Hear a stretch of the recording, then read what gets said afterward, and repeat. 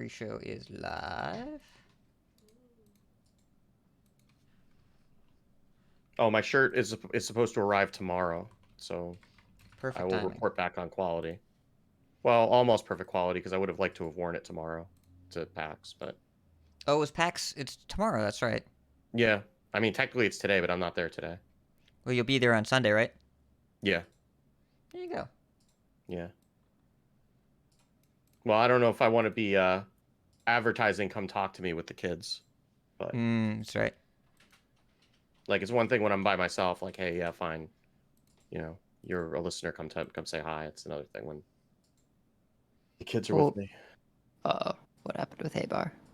He's leaving. That I makes mean, sense. not a big surprise. Yeah. Like, chose to leave. Yeah, yeah. Yep. Well, I mean, they dismantled his entire product and Yeah. then said, "Well, you can stay if you want." But I think there's an old saying: "Dismantle my entire department, displace me once, shame on you."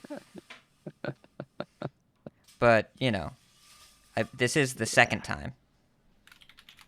Yeah. Thanks, honey. Yeah. Did what he could. He's says he's trained a replacement, so it's not like there's nobody there, but Is it Griffey? It might be Griffey. I don't know.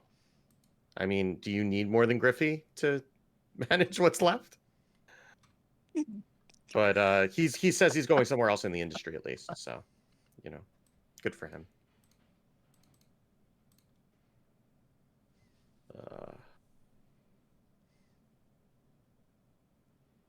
Yes, we are also happy Abar is finding happiness.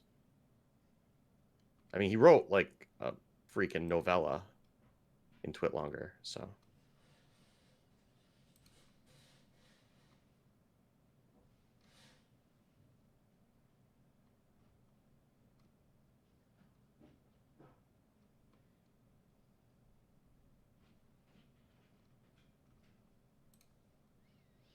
All right. Let me tweet.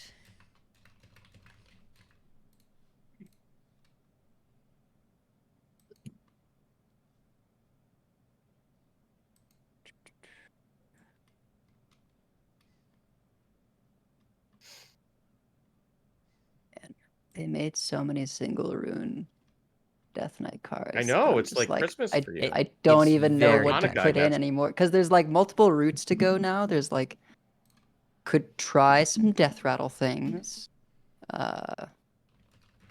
or just like there's kind of a lifesteal angle with Ripper, or not even lifesteal, but life total changing with Ripper and the Screaming Banshee. There's like probably day one I'll do Renethal to not make decisions, and then I'll narrow it down.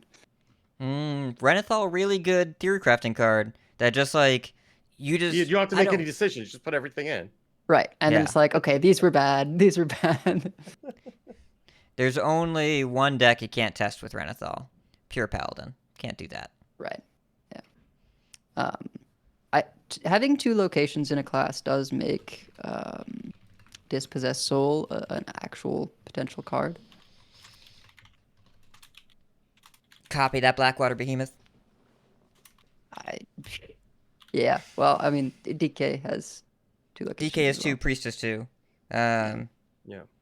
I was thinking copy that, Mograine or Climactic Necrotic Explosion, or depending on. It's a nerf to the location treasure in duels. Okay. Right.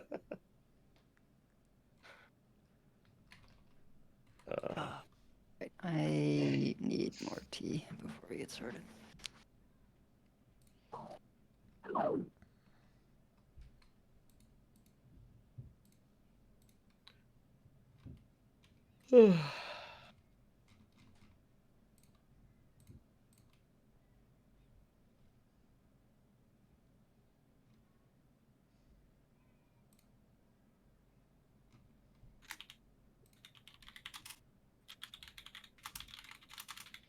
It's so the plan that we're going to try and pursue here. We're gonna avoid as much card by card as possible. It will come up either way. It's going to happen.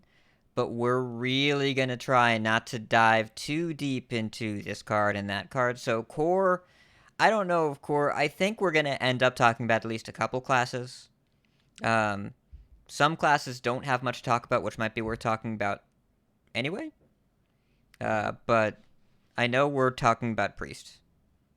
Yeah. I'm not sure if I'm more excited about the Priest core set than Steve is. I think there's actually a chance. There's a decent chance. You probably are. I mean, I'm excited about one card specifically, but Yeah, I'm excited about like 7. So, yeah.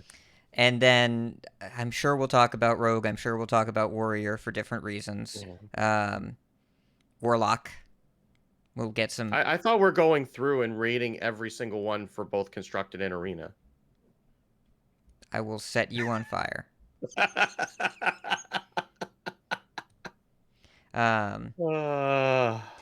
But yeah, this is my revenge for Shadow Step saying in core. I mean, okay, so we clearly have we don't need show notes for this. Our discussion topics are going to be fairly organic and predictable. Yes. But like some of these class sets don't need a deep dive. Like I don't feel a strong need to go into whatever Mage is doing, which is mostly just the same Mage things. Yeah. But yeah, we'll talk about a few of the classes, some that maybe got a lot, some that maybe didn't get as much on the surface, but also what's leaving just in terms of broad strokes. And then I imagine that for the reveals, we'll just talk about the legendaries and anything that stands out and try to keep the show moving. Yeah. It's Lepton, I think Illidari Studies is one of the cards I'm happiest to see because it's not... They gave us Outcast support without printing a new Outcast card, which is really, really nice of them. Yeah. Man, I mean, they printed a bunch of Outcast Matters cards recently that don't always work the greatest.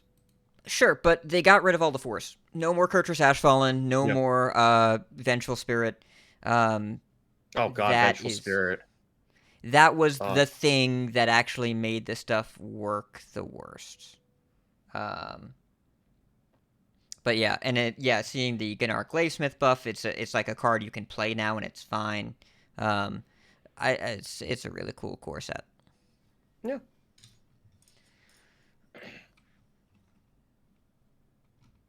I mean, even Paladin's got something to talk about here with just like more dude Paladin stuff. Paladin is losing the secrets. Yeah, but it's getting even more like dude Paladin support, right? While it's keeping the stuff from last year's core. And like losing secrets is a good thing. I like losing secrets. I don't want them. Yeah. Those are kind of the mess secrets anyway. All Paladin secrets are mess secrets unless they print something really broken like Oh My Yogg and then give us a way to tutor it. But it's only when the secrets are good and there's also really good secret synergy. So I'm glad that... Well, also Sword of the Fallen's going, right? So... Yep. And removing Paladin secrets has ripple effects that are really important. Yeah, but they're like adding a lot of them elsewhere in the other classes. But it's still... We'll talk about it.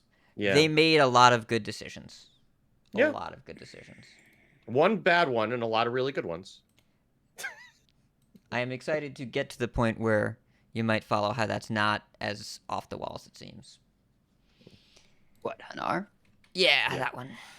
We'll talk. It doesn't have to be on the wall to be awful.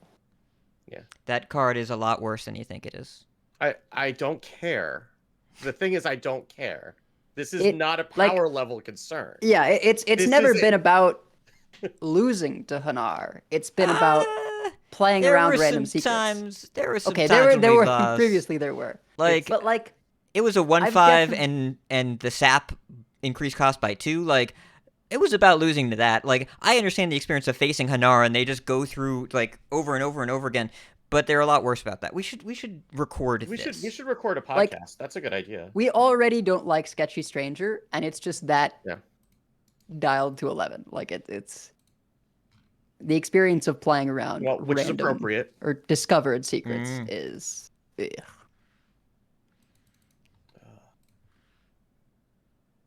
All right. I'm recording my voice. I'm doing that. Recording. Testing. All right.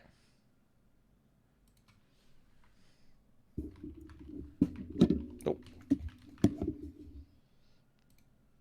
Let's not knock my monitor off the thing while I'm trying to get the mic closer to my face. That would There not is be a good way to too start. much for one show. This could be 3 hours. We'll be fine. Listen, I am going listen. to keep my foot on the gas the whole time. I hope you are ready, and we are not gonna get bogged down. The card by card, we're not doing. We'll talk about classes. We'll talk about legendaries. We are not doing card by card. Look, I need to leave for PAX tomorrow by like 7:30, so we cannot still be recording by then. I have not eaten dinner yet. Don't Neither worry. have I. We're gonna move. All right. I'm recording. You're recording. Everyone's I'm recording. All right. 3, 2, 1. 3, 2, 1. Starting the show in 5, 4, 3, 2. Shadows hide you. I am listening. Our paths converge. So good to see you. Hail to you. Never lose hope. Here for a chat. I hear you. It has only begun. Fight on, friend. Hello and welcome to episode 388 of Coin Conceit, a Hearthstone podcast dedicated to making the game competitive side of the game.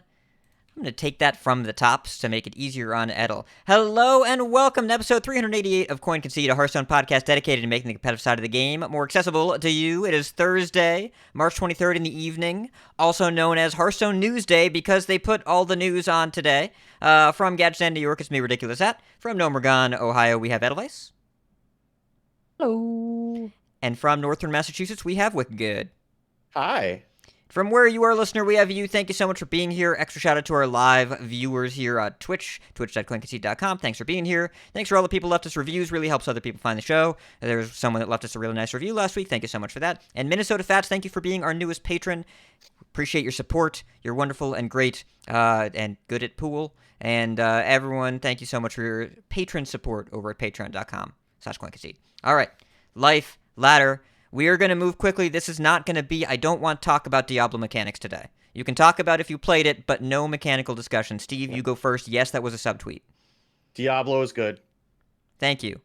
We will play it more this weekend. Didn't get the dog pack yet, but I expect we will do that on Saturday. So Diablo is good, and you should play the open beta if you have the opportunity. End of discussion. That's Cool. basically it. I played some Control Priests here and there, but I'm at ranks where I am not so much having ladder anxiety as much as I am recognizing that I need to be on in order to be able to play at the ranks that I'm playing. And I have not been during the week. So I've been playing less, and the new TFT mid set came out too, so that's been kind of taking up a little bit of my time. But I'm hanging on like around 1100, still just jamming Control Priest when I play. And it's been mostly fine. So I'm just gonna I'm kind of at this moment. I just want to play the deck that I enjoy at this point. Like I don't really want to be like killing myself to climb. I just want to jam Control Priest before they take away all my toys. Makes sense. Edel, how about you? I've mostly been playing BGs, which is not a thing I usually do, but I enjoy buddies. I like the way they've implemented it, where I can have, guaranteed goldens from hitting the button a second time at certain points. Feel like I've been doing okay. Maybe I'll actually get up to 6K. We'll see if I spend enough time. I mostly just want to get the rewards track done over there. And then I've just been doing dailies for standard. Even playing the decks I enjoy just doesn't feel great right now because I think last time I queued into like 3 Thief Rogues and a couple Blood Decays, and it was just like, okay, this is what people are doing. They are gravitating back towards the Thief Rogue, and I just despise that. So pretty much whatever I would be playing wouldn't be super enjoyable. I did for a time climb within Rage Warrior, and that felt good, but At this point, I'm just kind of phoning it in on Yeah. that side of things. It's March. Yeah. It's It's senioritis month. This is Hearthstone summer vacation, where in a month we get to come back, we get to see all of our school friends again. We're excited about it. And yeah, I'm still rank 99 on the NA leaderboards. It's been slowly decaying because I have not been playing very much standard, because focus not really there. I do still find Undead Priests to be great, and Rage Warrior, I've tried various different builds, found them to be great. They're all World 8 builds. That guy is good at Rage Warrior. Those are the decks that I've been recommending when doing coachings, though I did have this one really fun minion Fel DH coaching where I got to work through how to kill Blood DKs. And it's very natural to think of that deck as really good at clearing minions, but what if you just saved all your spell damage and put your guild traders back in the deck so you can hit with Relic, and then you gain 4 spell damage and kill Blood DK from 50. Very enjoyable experience. 10 out of 10. Yeah. Would kill Blood DK again. So had a lot of fun, playing games with people. But I haven't been jamming as much standard just because good rank and less focus. So been clearing my quests mostly in wild or duels. Duels are alright, though I'm pretty bad at it. But I'm playing casual duels, so I don't care. Whatever, it's fine. I did manage to finally get like 1 win with the Blood DK because I got both good passives, Inspiring Presence and Enduring, whatever, the thing that makes your taunts cheaper. But I'm bad at it. I don't know the meta. It's fine, whatever. I do like Buddies and BGs. I think they're great. And then there are some non-Hearthstone games I've been exploring. Marvel Snap, still good. Have a Nice Death came out on Switch yesterday, and that is a side-scrolling roguelike that takes place in a clerical version of Hell, so obviously great. There's been a lot of clerical... Diablo. Or Hades or Death's Door vibes. This one is a bit more grim. You actually play as Death, not as an agent of Death, but as Death himself. And unlike the other versions of the Afterlife, all the characters that you run into are in the state they were when they died. So, So there's an accounting assistant that counts. You meet him at the beginning. He's the tutorial training dummy. You hit him. He died when a disco ball fell on his head. So he is an accountant wearing a tie, except his head is replaced by a disco ball with a blood splatter around the neck. It's all cartoonish style, but this is a little bit more grim than even Hades, and especially than Death's Door. But it's still cute in a macabre sort of way. Controls really well. Fun game so far. Haven't played a lot of it, but I enjoyed it. There is a game that Jorbs was streaming. For those that know Jorbs, he's Slay the Spire, probably the most well-known Slay the Spire player. Wrote a book, like a literal book recently before we go live about his streaming experience. He was playing an incremental game, and listeners, if you don't have 8 hours free, don't play this game. If you are naturally prone to addiction, do not play this game. This is the Crusader Kings 3 of cookie clickers. It is incredibly deep and arcane, not archaic, arcane. It is an active incremental game. He is streaming this game called Orb of Creation, and I picked it up because it was $5 on Steam. And since getting it on the 20th, I have played it for 16 hours. That is somewhat on the lower end of other people that picked it up in the replies, but still, it is a dangerous thing. You should probably not get it. If you are listening to this and you are not sure, you should probably not get it. If you're going to do it despite my warning, then you are the target audience for this game. So this is the point where I asked the obligatory question: when is the Orb of Creation podcast coming out? I have actually contacted Jorbs to talk about it, and he has said yes. It is. I will put it on the Hidden Aspects feed, but I've known Jorbs for a while. Like we were on the same Magic the Gathering message board 20 years ago, so we'll chat about it. But anyways, that's for another time and another place, and that is temporary. It's not permanent. Just kicking up the Hidden Aspects feed. We'll see if that happens. But in addition, I have also been working on speculation, upcoming stuff for the new year of Hearthstone, and we have a lot of it, so why don't we talk about it literally right now? Gadgets and Gazette always gets the scoop. This is going to be an action-packed episode, so listeners, we're going to try and do our best to help everyone keep up, but keep in mind, some of these cards, we know them. If you are newer to the game, you may not. We will try and call them out where we can. It's just not going to be possible to spell out the text of every single card we talk about today. So we will talk through the notable ones that are not recent. If they existed before Demon Hunter was in the game, then I will probably read the text. If they are after Demon Hunter, I probably won't. But we do have some handy-dandy links in the show notes, including a link to an article and infographic, as well as a spreadsheet that Steve and I made with all the core set changes and the cards here that you can cross-reference with the card library. So, just be aware, that's there, but we're going to try and make sure that this is a show that you can digest in normal time, as opposed to just sitting here going back and forth. Instead of rushing at the end, I want to kind of move faster at the beginning so it doesn't surprise us when we look at the recording time and say, wow, it's been 2.5 hours. Okay. Yeah, we'll still get there anyway. We will. Year of the Wolf. This is not... Thank you, Edel. I was going to try that, but I'm glad that you did instead. I do not know why it's a wolf, but wolves are cool. And we've had a lot of either flying animals or aquatic animals, so this is a nice land animal. I think we were due for a land animal. So, Year of the Hydra did a bunch of stuff. The Year of the Wolf roadmap, it is tiny. Hard to see. Let me see if I can open this. Can you just control plus in the browser? I'm OBS capturing. Yeah. So it doesn't look like there's a ton of crazy stuff that's different from what we've seen before, and it's actually kind of condensed. There is a note on Wild that apparently is specific that they had to call it out. Duels is not on the roadmap, but Duels has not always been in the roadmap, and they've made the changes anyways. So, yeah. But they have some few surprises planned for later in the year, including a Wild-focused update and a fun new way to play with older cards. Those apparently are different things.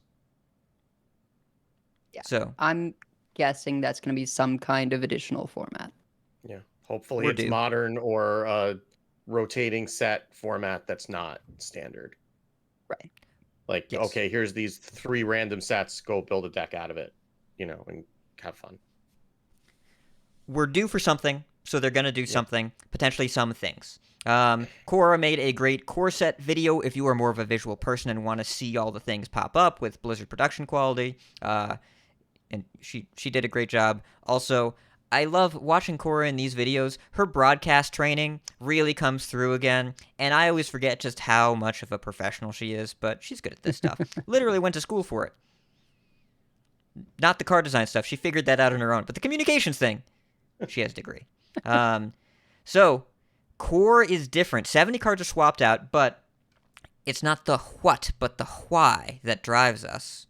We're making philosophical changes to the core set this year, adding new keywords to core, and adding cards that just rotated out of standard because we think they can do some good if they stick around a little longer. Also, we're looking to be more flexible about the core set throughout the year by allowing for both planned adjustments and unplanned balance changes. Brand. I added that last part myself, but I heard it pretty loudly when I read this sentence.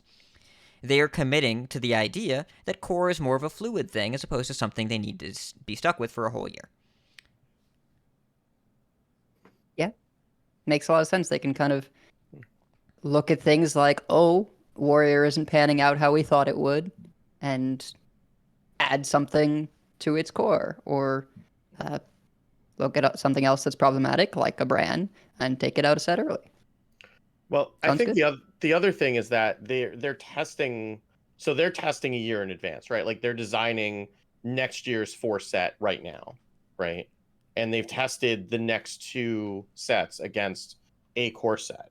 If they're doing that, that means that they're also testing against changes to the core set, right? Which would be because they're balancing everything around the core set as well. So if they're building in changes to the core set, they're also planning those a little bit ahead of time, hopefully, as opposed to just like waiting to see what the meta is looking like and then adjusting and then having to go back and do all the balance testing all over again. Yeah. It's good that they're willing to make changes because brand, and other stuff. But And mostly Earthen Scales for that matter too. Yeah. And they showed they would balance, but early rotation, I think, is specifically something that they're keeping on the table. Cora has tweeted about it, talked about it. Also, by the way, she talked about a couple cards that they tried out in Core that they did not end up putting in Core. One was Carnivorous Cube, which I am unsurprised and glad they did not do, especially with some of the Deathknight cards that they did. And the other one is Sunkeeper Tarim, which I am honestly thrilled to hear that they couldn't do it because that card is still too powerful to include. People were disrespecting that card back in Ungoro, and he does not care if you make minions bigger now, because to him, they're 3/3s. He will always be the sweeper of Oldemon. Yep. That card is... Tarim is so good. For those of you that did not play with Tarim, he's fantastic, still to this very day. For those of you who don't know, it was a 6-mana 3/7 legendary for Paladin With that taunt. changed all with taunt that changed all other minions into set all the stats of all other minions in play to 3/3s. And it sounded like there. I remember when this card was released. Ungoro was the first set review I did with Andrew back in the Happy Hearthstone, and I think it was me and Appa were the two people out of all the card reviews that were like, this card is broken. Everybody else is like, why would you want to do that? And I think both of us separately just said, just wait. just wait and see what happens. Yeah. So, I'm sorry we won't see him, but I'm unsurprised, because that card's busted. Yes. So, tradable is a keyword that was introduced in United in Stormwind. They liked it. We liked it. Everybody liked it. They brought it back. There were 3 different kinds of tradable cards, in my experience. 1, tech cards. Love that. 2, cool cards that create awesome experiences in narrow situations. Overdraft, provoke, whatever. Those are fun, because you get to do the cool thing and not get punished for trying to do the cool thing. Overdraft, I think, is the best example of this, and it is staying in Core, which I love, because Lava Shock and Eternal Sentinel weren't going to excite me. The third kind is ubiquitous combo piece like Blackwater Cutlass and Guild Trader. None of those are coming back. Good riddance, get out. So I am glad that those cards are leaving, and I am glad that the ones they picked are staying. Like Doggy Biscuit is interesting because it's kind of that's more of a choose one, but not really because that's Druid's thing, but kind of choose one. But it's a powerful card and it's good. Like and it's nice to have Fire Sail, Rustrod Viper, Heavy Plate. We never have to see an Acidic Swampooze again. Never again. And this is only the second keyword from expansion that they've promoted to an evergreen one, right? Which it's just been like Discover and Rush, right? Those are the only other. Reborn. I know Reborn also. I know Lifesteal was something that was already in like the original set, and then they just kind of gave it a keyword. But yeah, I guess Reborn is the other one that they promoted to being evergreen. And I think Rush was pretty clearly marketed when it first came out as like, this is not a Witchword keyword, this is a Hearthstone keyword. They had decided that when they printed Witchword right from the start that it was going to be an evergreen. Yeah. But also there is a third keyword that's returning that is slightly down the page. Magnetic. But this is not evergreen. Magnetic is a keyword that appeared on certain mechs in the Boomsday Project. Unlike Tradable, Magnetic is not becoming evergreen. These magnetic cards will not necessarily stay in Core beyond this update. We do have plans to continue making fun mechs and other cards that are attractive to these returning magnetic cards. See what they did there? See what they did? We look forward to seeing what types of decks these cards will be drawn to and their pull on the field. I'm reading the article. I did not say any of this. This is text on the screen. The viewers can see it. I have witnesses. I did not do this. Well done, Deck Tech.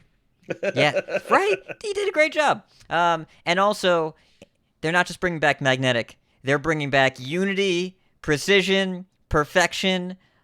Our boy Ziliax. Edel, how you feeling right now? It's not just a game engine. It isn't. This is a little bit of a more polarizing decision that they made.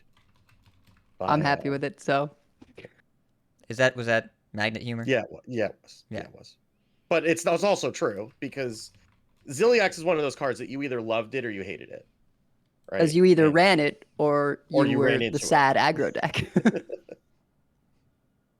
Or you were playing some sort of a I think when I was playing against that, I was playing Mind Blast Priest, and then I would get Ziliaxed and be sad. I think is is why I didn't like it at the time. But Mind Blast isn't a card anymore, so we're fine.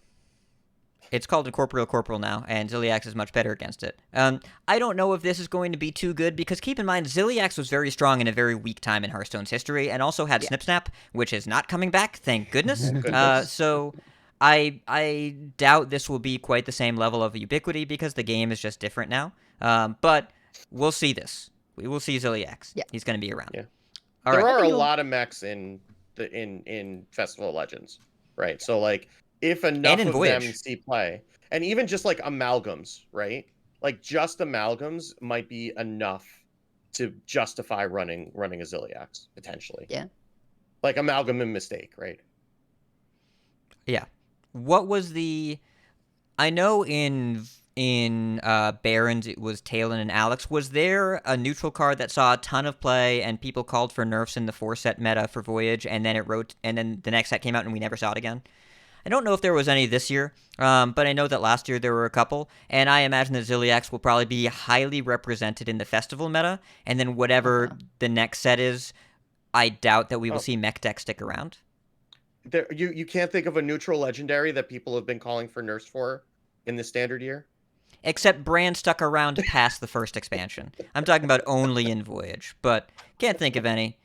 Probably wasn't one. Anyways, cool. Interested to see how this goes. I hope that it is less play than before, but I imagine it has to be just because the game is different now. In addition, we knew that Priest was getting some stuff, but they got a lot. Overheal is their new evergreen mechanic. We talked about this a bit last week, but they are getting... It's not just getting support. It is what Priest does now when it wants to be proactive, or even when it doesn't. But mostly, a lot of the cards we've seen are proactive. So they talked, there's a long comment here that I'm not going to dive into word for word, but they wanted Priest to keep healing because healing is what Priest does. They didn't want to change the hero power because hero powers are deeply ingrained in the game. So instead, what if you could heal when your stuff wasn't damaged and it did something? What if healing became proactive? And that's where Overheal comes in. So Crimson Clergy, also known as Southshire Cleric, is what I'm going to call him. 1 mana, 1/3, Overheal, draw a card. Whenever you heal that thing for more damage than it has, you draw a card. It works if it's at full health and you heal it. It works if it has 1 damage on it and you heal it for 2, whatever. Mana Geode got reworked from whenever this minion is healed, summon a 2/2 crystal, to 2 mana, 2/3, Overheal, summon a 2/2 crystal. There are a bunch of other cards that got changed. The most exciting one to me is Holy Champion. Used to be a 4 mana, 3/5 that got +2 attack permanently whenever a minion was healed. Now it is a 2 mana, 1/4 Overheal, gain +2 attack. So every time that you overheal it, it just permanently gets +2 attack. It is a 2-drop. It has 4 health. There are lots of ways to heal it on 2. Priest gets a Totem Golem. Cool. And I'll call I this didn't out. even notice they dropped it to 2 mana. It's a 2 mana, 1/4. Oh. Yeah. That card's yeah, good. yeah. Yeah, no, I saw the stats changes. I didn't see the mana change. That's a big deal. Okay. Yeah. That card's really good. Really, Yeah, no, really that is good. very good. Yeah. Yeah, and all of these are great with Fan Club, the Priest location. The location looks awesome right now. Yeah. It's the changes they're making have already elevated Priest to one of my favorite classes, because the slow stuff that they did was never my thing, but I always loved Minion Priests, and now they're saying, what if we actually made that possible? And a lot of the cards they're bringing back are just, they speak to me on a deep level. Speaking of which, healing isn't the only Priest identity. Aggro Priest has been good recently, but it has traditionally been all over the map. We're looking to tighten that identity up a bit by adding Dark Bishop Benedictus to core in order to keep the Shadow identity consistent. We're also adding Undead as a core part of the Priest identity going forward, like how Beasts are a core part of Hunter identity. Can I say That it? part surprised me. Yeah. Undead? A little, I mean, it sort of surprised me, but it makes sense when you think about it. Because there are a lot about reanimation and stuff like that, right? So. Right. I mean, I always thought of the Resurrect as more of on the holy side of things, which would not be undead, right?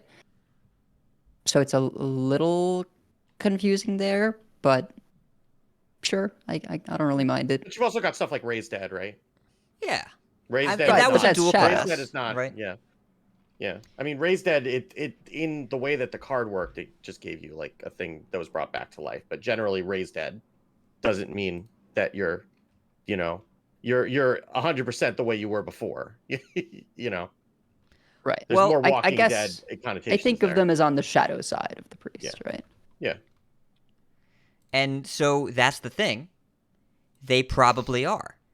Because the immediate next paragraph, we're also going to be more deliberate in considering which of Priest's traditional mechanics we're going to highlight and how.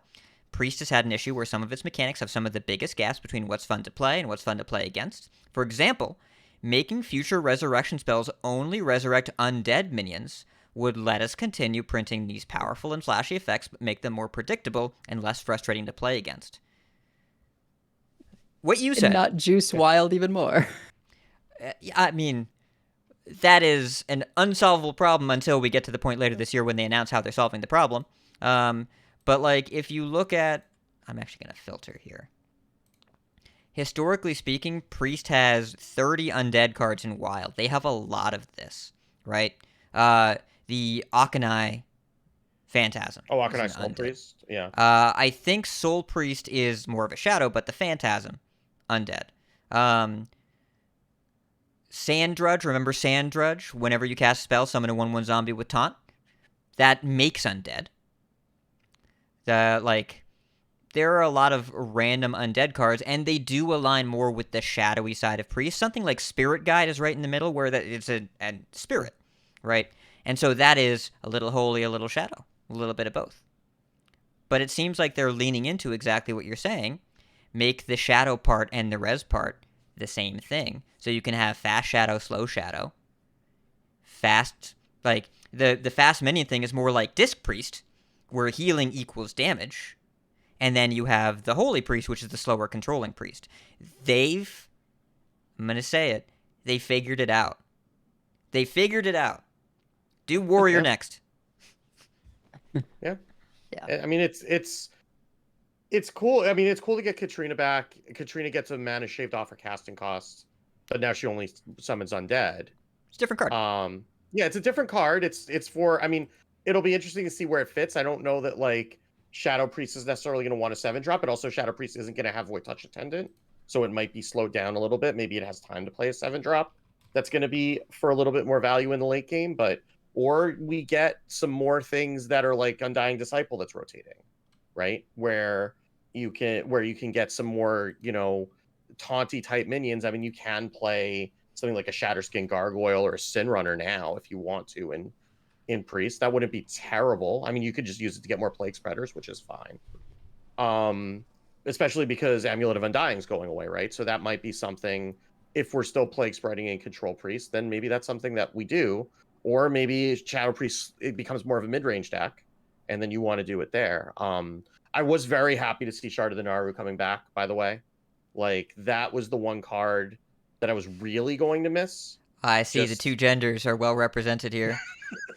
Because one of my co-hosts has a problem with mass silence, and one of my co-hosts has a problem with not silencing things. Yes. Yeah. So I'm happy that at least like there is still like not relying on Smothering Starfish in Priest to be able to get like a Mass Dispel type effect. I mean, this sends a clear message that is something that they want Priest to offhandedly be good at. And Yeah. I guess that's fine. I just was really looking forward to Enraged Warrior not having to deal with that card anymore and other things. But because it has felt like the way a bunch of decks have been built was they get to be 28 cards because they also run double Shard of the Naru. And I know that's not slight exaggeration, but it was like Shadow you Priest's run not the two running of them because it's tradable and it's really easy to just include, and it can auto win some matchups. Yeah. And I when mean, you didn't even already run got two all damage the time, agnostic right? removal. Like I know, like It's even Tic the Tac annoying right decks now is did. only running one. Yeah. It's Boon Priest did, Svalna Priest did, the annoying decks Well, did. yeah. But I mean, those are both gone now because Radiant Elemental is gone, right? Yes. So Thank like Svalna. goodness. So no more Svalna Priest, no more Boon Priest. Naga Priest you can still do because all the Nagas are sticking around. I mean, But Bless Wig is at going full away. price is not what we want. Bless is, Yeah. I don't. You can't do Naga Priest now when the deck is losing multiple key pieces. I don't like. You can. You may can not play win. a priest deck. You can play a priest deck with Nagas in it. You can't play Naga Priest. Not the same thing. Okay, fair enough. Yeah. And Bless going away too is kind of going to hurt something like that too. It's not just Radiant Elemental, but You need specifically Pelagos, and that's. Steve, Yeah. this ain't it. Let's just move on. So To continue from the article, it's important to remember that this is just a tune-up, not a complete rework or reimagining. We plan to monitor how these adjustments are received and do more work later if more is needed. We look forward to hearing how these changes feel to play with and against.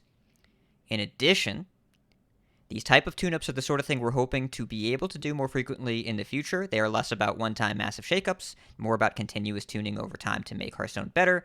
These tune-ups allow us to tackle problems that aren't specific to a particular set but to a class more generally, like when a core identity needs some adjustment or when set A isn't meshing well with set B. We have set the stage for a look at Paladin, for instance, by trying out the class without any secrets in this core set. We plan to check in on that adjustment and see about further tuning for the class later this year. So, let's take a little look because we've got some class changes to go over. We're not going to go card by card, but there are some standouts here. Demon Hunter, they're getting Illidari studies. Cool. They're getting Kayn. You might die sometimes, but Kayn historically has only really been good in the broken Demon Hunter decks. So, like, I don't know how much he'll stick around or how much he'll see play, but I know that Illidari studies is a way to make Outcast better without printing more Outcast cards. I'm glad they did it. And this is the nerfed version of Kayn. This isn't the day one Demon Hunter version of Kayn either. Because, right? Did Kayn get did Kayn get They put it reverted? back up to 5. Yeah, he's a 3/5. Oh, he is a 3/5 now? Okay. All right. Yep. Good for him. Yeah. I'm still not as worried about him, again, just because the context of the game has changed, and there are no more Shield of Galakrons to taunt to rush charge past whatever. But yeah, it's fine. They did not keep the change that they made in last year's April 1st article where his text was updated to say your opponent has tauntant. They did not keep that change. They kept it as your opponent's minions cannot have taunt. Oh well. Druid is getting some. The important thing to note here is that Treants are now 1 mana 2/2s instead of 2 mana 2/2s. Very, very important. So across the board. Yeah. They're bringing back Witchwood Apple as a 1 mana spell to add 2 Treants to your hand. That is now 2 1 mana 2/2s. So Witchwood Apple is 3 mana for 4/4 in stats total that you can spread out over turn 1 and turn 2. Pretty cool. They are also bringing back both Eclipses, Kiri, who makes Eclipses, and some interesting changes to some older cards. Soul of the Forest going to 3 mana, cool. Ancient of Lore going to 7 mana 7/7, cool. Druid of the Claw looks weird as hell because the two sizes now, it's a 6 mana minion now. It transforms into either a 7/6 rush or 4/9 taunt. Sure, but why? Yeah, it's so strange. But yeah. Okay. Okay. I'm sure. a little spooked by Solar Eclipse coming back. I don't know how much there will be to go with it. We might have some mid-rangey go-wide decks again that use it to double some attack buffs. It's a card that spooks me, but I think broadly this is an interesting direction for a Druid. And I'm glad Earth and Scales is gone. Yeah, and Guff. Yes. Yeah. Hunter got a bit of an odd set. They got some good cards, but it's not really all that cohesive. They did finally buff Savannah Highmane to a 7/5, cool. But we are getting back Cat Trick, Doggy Biscuit, Dragonbane, and Wandering Monster. Dragonbane is rad, and you get to put Ziliax on it, so have fun with that. You know what else you get to do? I know it's ahead of where it's going to show up, but this Tour is Guide. kind of a Hunter card. Tour Guide. Yeah. It's a Hunter card and a Shadow Priest card. Tour Guide's a card. You get to play with Tour Guide. It's a great card. Big fan. I will play a lot of Tour Guides. Yeah, and like Wandering Monster and Cat Trick are notable in that they are historically secrets that you play without secret synergy because they are kind of just good cards. Wandering Monster in particular saw a lot of play as just the best 2-drop in Hunter while it was in Standard for a while. That's probably a little different now, but probably not a lot different. Yeah. I also wonder if this is because they just removed Savannah Highmane from BGs. This is probably why, right? Because if it's the same card in both BGs and Constructed, and they were going to buff it in Constructed, they didn't want to necessarily buff it in BGs. Not necessarily. I mean, not that it would have been a terrible thing, but It's 1 point of power. Like they kept in War Gear and Replicating Menace, which are coming back in core and did get buffed. Those buffs are carrying over to BGs. I think Savannah Highmane just kind of aren't those mana cost buffs though? no power. No. Oh, power? Well, It's not, replicating Wargear's menace not a gets a 5/5? health. War Gear is a 6/5 now. Oh, really? Okay. Yep. Yeah.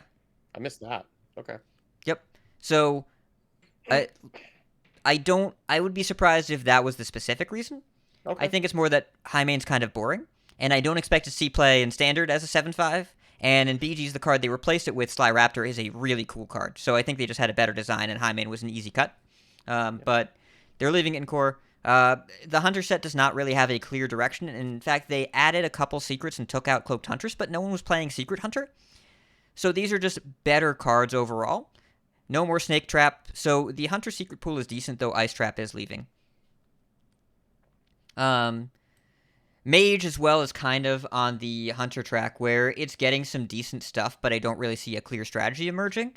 Stargazer Luna is a fun card. The 3 mana 2/4. Whenever you play, I think it's the rightmost card in your hand, draw a card. Yep. So yeah, it's yeah. top It's whatever deck. the one you just drew. The one you just drew. Yeah. Yep. So you can theoretically chain her, but they did not bring back Luna's Pocket Galaxy, which is for the best. Thank you. Yep. But Flame Geyser, I think, is the most interesting change. It's used to be 2 mana, deal 2 damage, add a 1/2 1 mana 1/2 elemental to your hand. It now costs 1. Same card, just half the price. That's a good deal for 1 mana. Yeah, and I think if Luna sees some play, it's gonna be because of stuff like Flame Geyser and all the things that add arcane stuff to your hand, because stuff always gets Yeah. added to the right. So you can do things like play Flame Geyser, and then you play the 1/2 to draw a card, or kill off your Death Rattle that gives you arcanes, or play the 1-drop that gives you arcanes, and then play immediately the arcane that went to your hand to draw a card. So could be some fun synergies there. Yep. We'll see. I'm excited to try it. Paladin got a really nice looking set here. They took out all the crappy cards. Secrets, Ragnaros Lightlord, and Aldor Peacekeeper, who has been in Standard for as long as I can remember, but he just wasn't the same card. But we're getting back... so Consecration's going to 3 mana. True Silver Champion heals 3 health now. Grime Street Outfitter's coming back. It's a 2 mana 2/2 that buffs your whole hand by +1/+1. Used to Oh, be it a was 1/1. originally 1/1. Yeah. Yep. Hammer of Wrath is back as a 3 mana card. Deal 3, draw a card. That's cool. Seems good. Like, that's an actually good card now. And then we're getting back Hand of Adal, Lothraxion the Redeemed, and Muster for Battle. And all of the Dude Paladin synergy is still there, right? Because like Warhorse Trainer's still around. Stand Against Darkness is staying around. We got a number of Dude Paladin cards like the Buffet Biggin and Promotion and stuff like that. So there's potential for an actual Dude Paladin that you could build, especially in a 4-set meta. There might be like enough there that you might be able to get away with it. The one consequence, I'm going to say it because I have to. The one consequence of removing all the Paladin secrets is that Sketchy Stranger will now always find a Mage secret.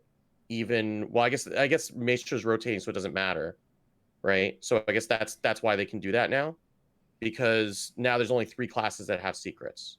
So I guess it used to be that if you were a class that had secrets, you would always get it from the other 3, and now every class is going to have access to a Mage secret, a Hunter secret, and a Rogue secret when they play Sketchy Stranger. Yeah. But because which is going to make Sketchy Stranger better across the board. I mean, obviously it's best in Rogue, and Rogue doesn't care because Rogue already was doing that. But just, worth it when you're dealing with Discover pools in a 4-set meta, those kinds of things start to matter. I'm pushing back on that, Steve. I think Sketchy Stranger and Hanar both got worse. Because Okay. no 1 mana secrets ever. You never will find a 1 mana secret. There are none in the standard format. Hanar was broken when Hanar chained 1 mana secrets that protected him. There are none of those anymore. There is never a noble stack. You cannot be stopped from attacking Hanar. You cannot cycle quickly on your turn every time you want to play a secret. Freezing Trap. Freezing Trap. But it's still...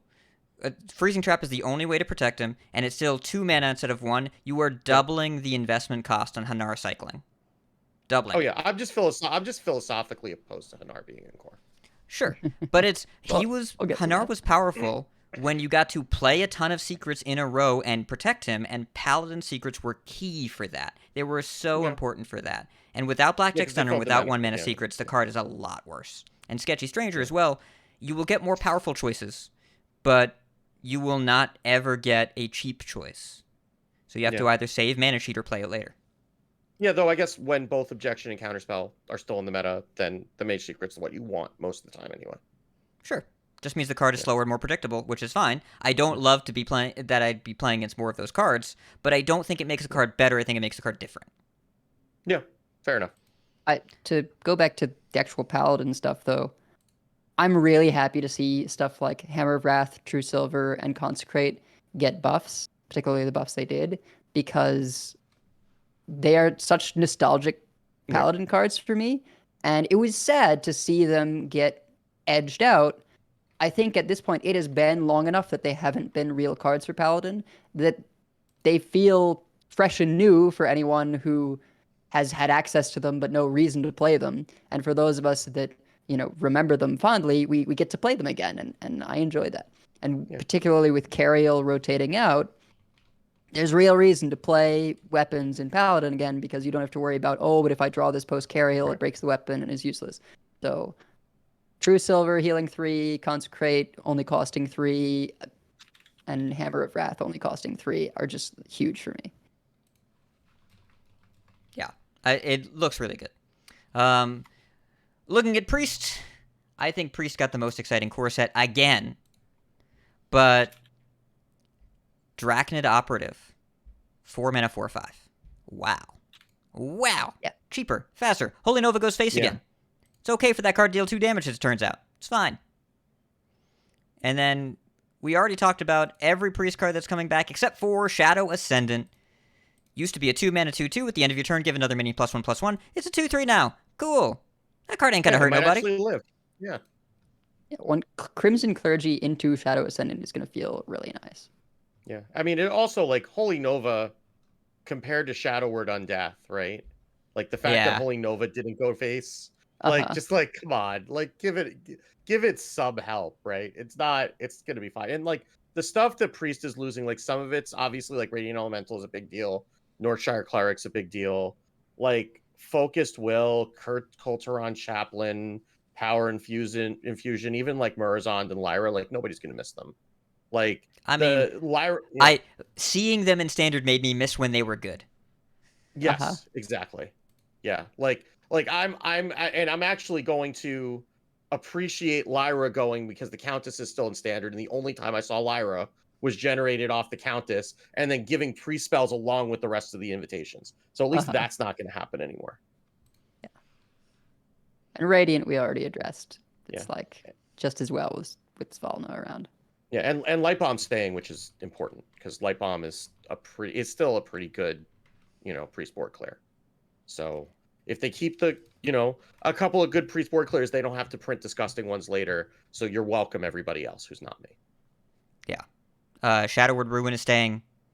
Yeah. And Thrive is staying. Shadowed Spirit is staying, which is really important. It's just a really nice looking class set. Looks like a bunch of good cards. Also, as a note, I'm not going to call it all of them, but any 1/1 that generates a card is a 1/2 now. There are like 6 of them. Yeah. Swashbuckler, Babbling Book, Psychic Conjurer, Jeweled Macaw. Any 1 mana 1/1 that generates something, it's basically all of them are 1/2s now. Which is nice. Yeah. Like, there's no reason for that to die to a hero power. Let it be a minion. Right. But I think that's in large part why. They added 2 classes that both have ping hero powers. So majority of classes at this point are able to offhandedly deal with those. And it's not much, but it's nice for them to at least be able to provide some pressure, because the first minion you play is always the one that has the most opportunities to hit the opponent. Yeah. The original Hearthstone balance philosophy was a minion's base stats. For any mana cost, you take the mana number, you put the same number in both corners, and then you add 1. Right? 1 mana 1/2, 2 mana 2/3 or 3/2, whatever. 3 mana 3/4, so on and so forth. It turns out you don't need to give a minion a drawback if the body is the same as Bloodfen Raptor, because Bloodfen Raptor is not a good card. Razor Crocodilus, not a good card. Be better than those cards. It's okay. You don't have to balance around basic anymore. You don't have to say, well, there's a chance someone might play Bloodfin Raptor. There is not. There isn't. Just make cards slightly better. Okay. Rogue. Most of the losses are irrelevant. I will say that the sprint loss is somewhat significant, especially after they buff the card. And I do also... Tomb Pillager leaving makes me upset because I never even wanted to think about playing him, and that card, when it was around the first time, was so good, and now it is so not it. And it makes me sad that I never wanted to Tomb Pillage. But Sinister Strike is kind of a situational relevant, right? It was good in broken decks, so we have lost a canary in the coal mine, but those decks no longer get access to Sinister Strike, so that's fine. Because the rule was always, if you saw Sinister Strike, something has gone wrong, please nerf something. We have alluded to Rogue getting secrets back. Rogue is now the third secret class officially. Cheat Death, Plagiarize, Ambush. Ambush, the only really good card here, but the rest will see some play. Rogue secrets generally have been kind of mid, and these do not change my mind on that. Ambush is solid. The other ones have seen play here and there, but they're just okay cards. I mean, Tess is still there, so Plagiarize might get played if people try to make Thief Rogue work. Please don't. Just please don't. But people are going to play Thief Rogue. Then they're going to do it. Yeah. So, like, Plagiarize is a card that often saw play in other forms of Thief Rogue, so I wouldn't be surprised, if that's there. Obviously, Hanar just gets you lots of secrets from other classes, so that's something. I hope that it's as bad as you think it is, because I don't want to deal with it. People are still going to play it. There's no Blackjack Stunner and no Paladin Secrets. I think that... There is Ghastly Gravedigger, though. That's what worries me. Listen, I have played against a bunch of Thief Rogues lately. I was doing a coaching yesterday. We played against a Thief Rogue. All they did every turn was max Thief Rogue. They prepped out of Sunwell early. They jammed as many Creation and Generation cards as they possibly could, and then they died. Because we wanted to win and they wanted to play, and if that's what Thief Rogue does, then that's fine. If Thief Rogue is good, I don't want to deal with it. If it becomes a relevant part of the meta, I won't be thrilled. But if it's something that people want to do and then they die after they do a bunch of stuff, okay. And Hanar is, in this incarnation, seems aligned with that. A lot of the really annoying secrets are gone. The games that tilted me when I played against Thief Rogue are when they get Objection and Counterspell early and then they stash them. But there's no more stash. They are not stacking Counterspell secrets anymore. They have to go get them and pay full price. So or play I'm hopeful. I mean, they're going to play Tess.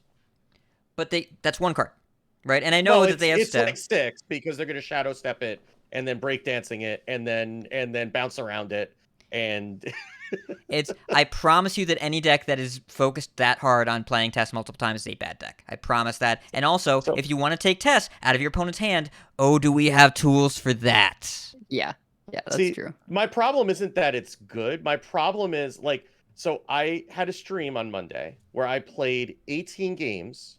The first 16 took place in the first 2 hours and 10 minutes of the stream.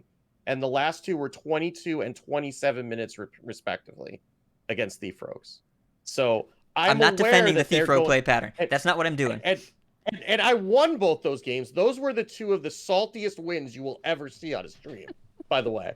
But I appreciate that they are bad, but that doesn't mean that people aren't going to stop playing it. And the kinds of decks that I like to play, beat them eventually, but it takes longer than Priest Mirror usually. So my hope is that it will continue to get worse, particularly with the loss of stash, such that they aren't able to cheese wins as much the way that they do now. I think Recon's going as well. Recon's going, yes. Where, they get something silly very early, and then they stash to replay it, and then the game's just over for certain decks, and you're like, well, okay, that was stolen. Yeah.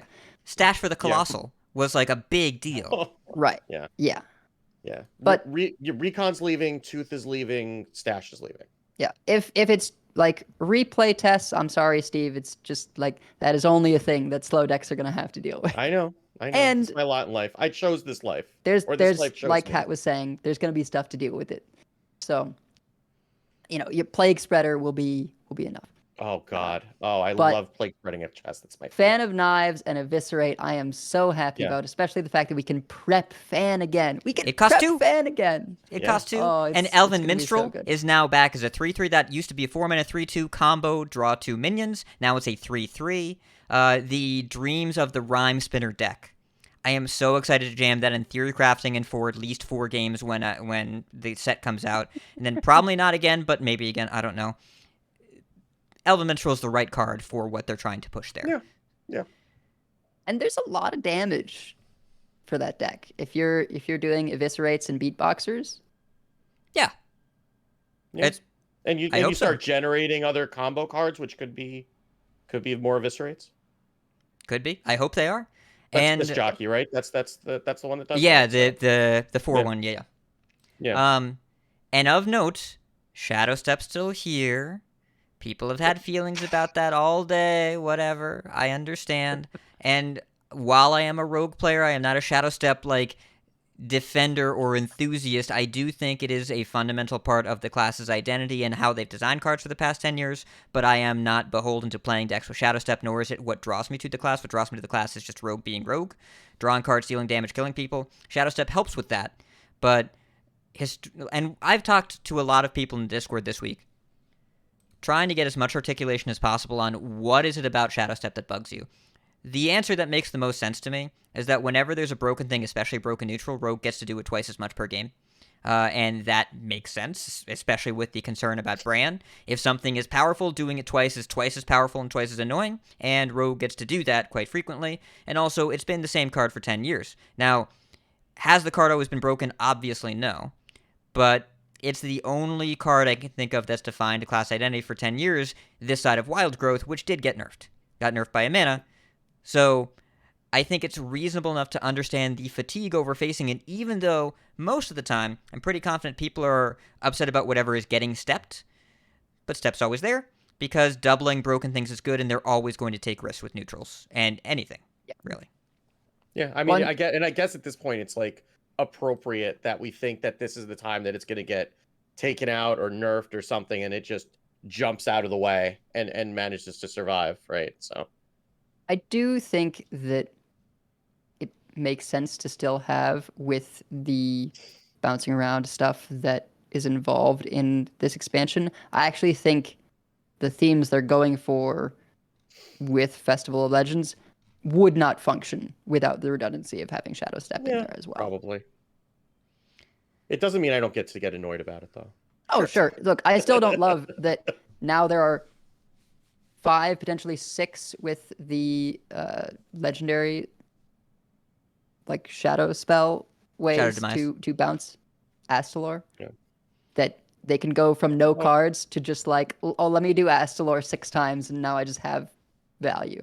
You know, if you're doing anything where you're trying to control things and suddenly it's like, all right, well, That's a lot of mana. yes, for sure. Yeah. Look, they're not going to do yes. it all in one turn. It's more that just like if you do the 2 stage a lot, you get a lot of things to play. I will add least this deck Brand's to my going, list so. of. I will add this deck to my list of things that beat Blood DK. I might need to write in the backside of the paper. All right, we should move on to Shaman. Shaman got some. First of all, Justice for Hex. Hex is back to 3 mana. Finally, Oh, It's it's been so been- long. it's been 84 years. It's been so long.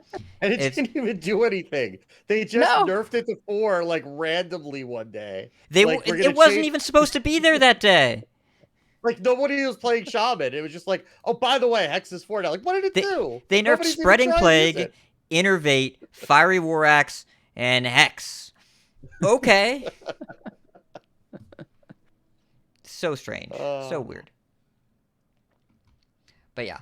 So that is Hex is back to normal. Ancestral Knowledge coming back. That used to be 2 mana, Overload 2, draw 2 cards. Now it is 2 mana, Overload 1 because AI can cost 3, and that's fine. Zap, Think from Below, Overdraft, and Grand Totem Eyesore. So, couple totem cards, couple overload cards. Cool. And they cut the overload on Feral Spirit also down to 1. No, they That was they already added a true. nature tag. Oh, they. Yeah. Oh, that's that. Oh, I thought that. Oh, was it already down to 1? Oh, They that was, cut that the was overload big. on it either last year or the year before, I think. Oh, okay. Yeah. So they made it a Last year. nature spell. That makes sense to make it a nature spell. Warlock got an eye-opening, an eyebrow-raising set. So, Hellfire's moving to 3. Cool. The cards we're getting back. Defile. Ooh. To be fair, we did try this out in Standard with Knights with KFT for a month, and it was good. It's fine. That was fine. the only card. That was the only card from KFT that got played. Animated Was Berserker. Defile. Don't you disrespect Animated Berserker. And there was one other card. Oh, Spreading Play. Right. Yeah. Well, yeah, obviously. Yeah. But Animated Berserker, powerful. And then Enhanced Dreadlord and Mal'Ganis, big demons, because Void Caller. This was the biggest surprise for me.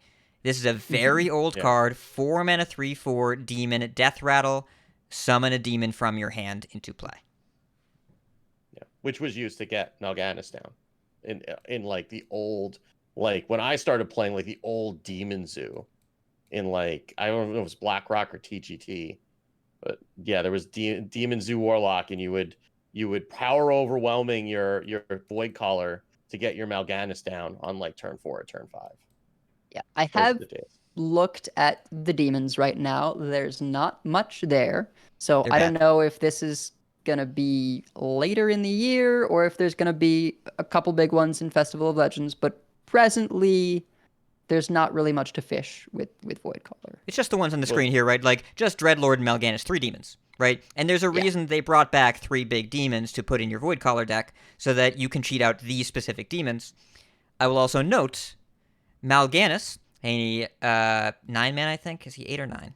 9 mana? He's 9. 9. He was 9. 9. Is he still 9? Yeah, I 9 mana, yeah. 9/7. 9 mana, 9/7. Your demons get +2/+2. Your hero is immune.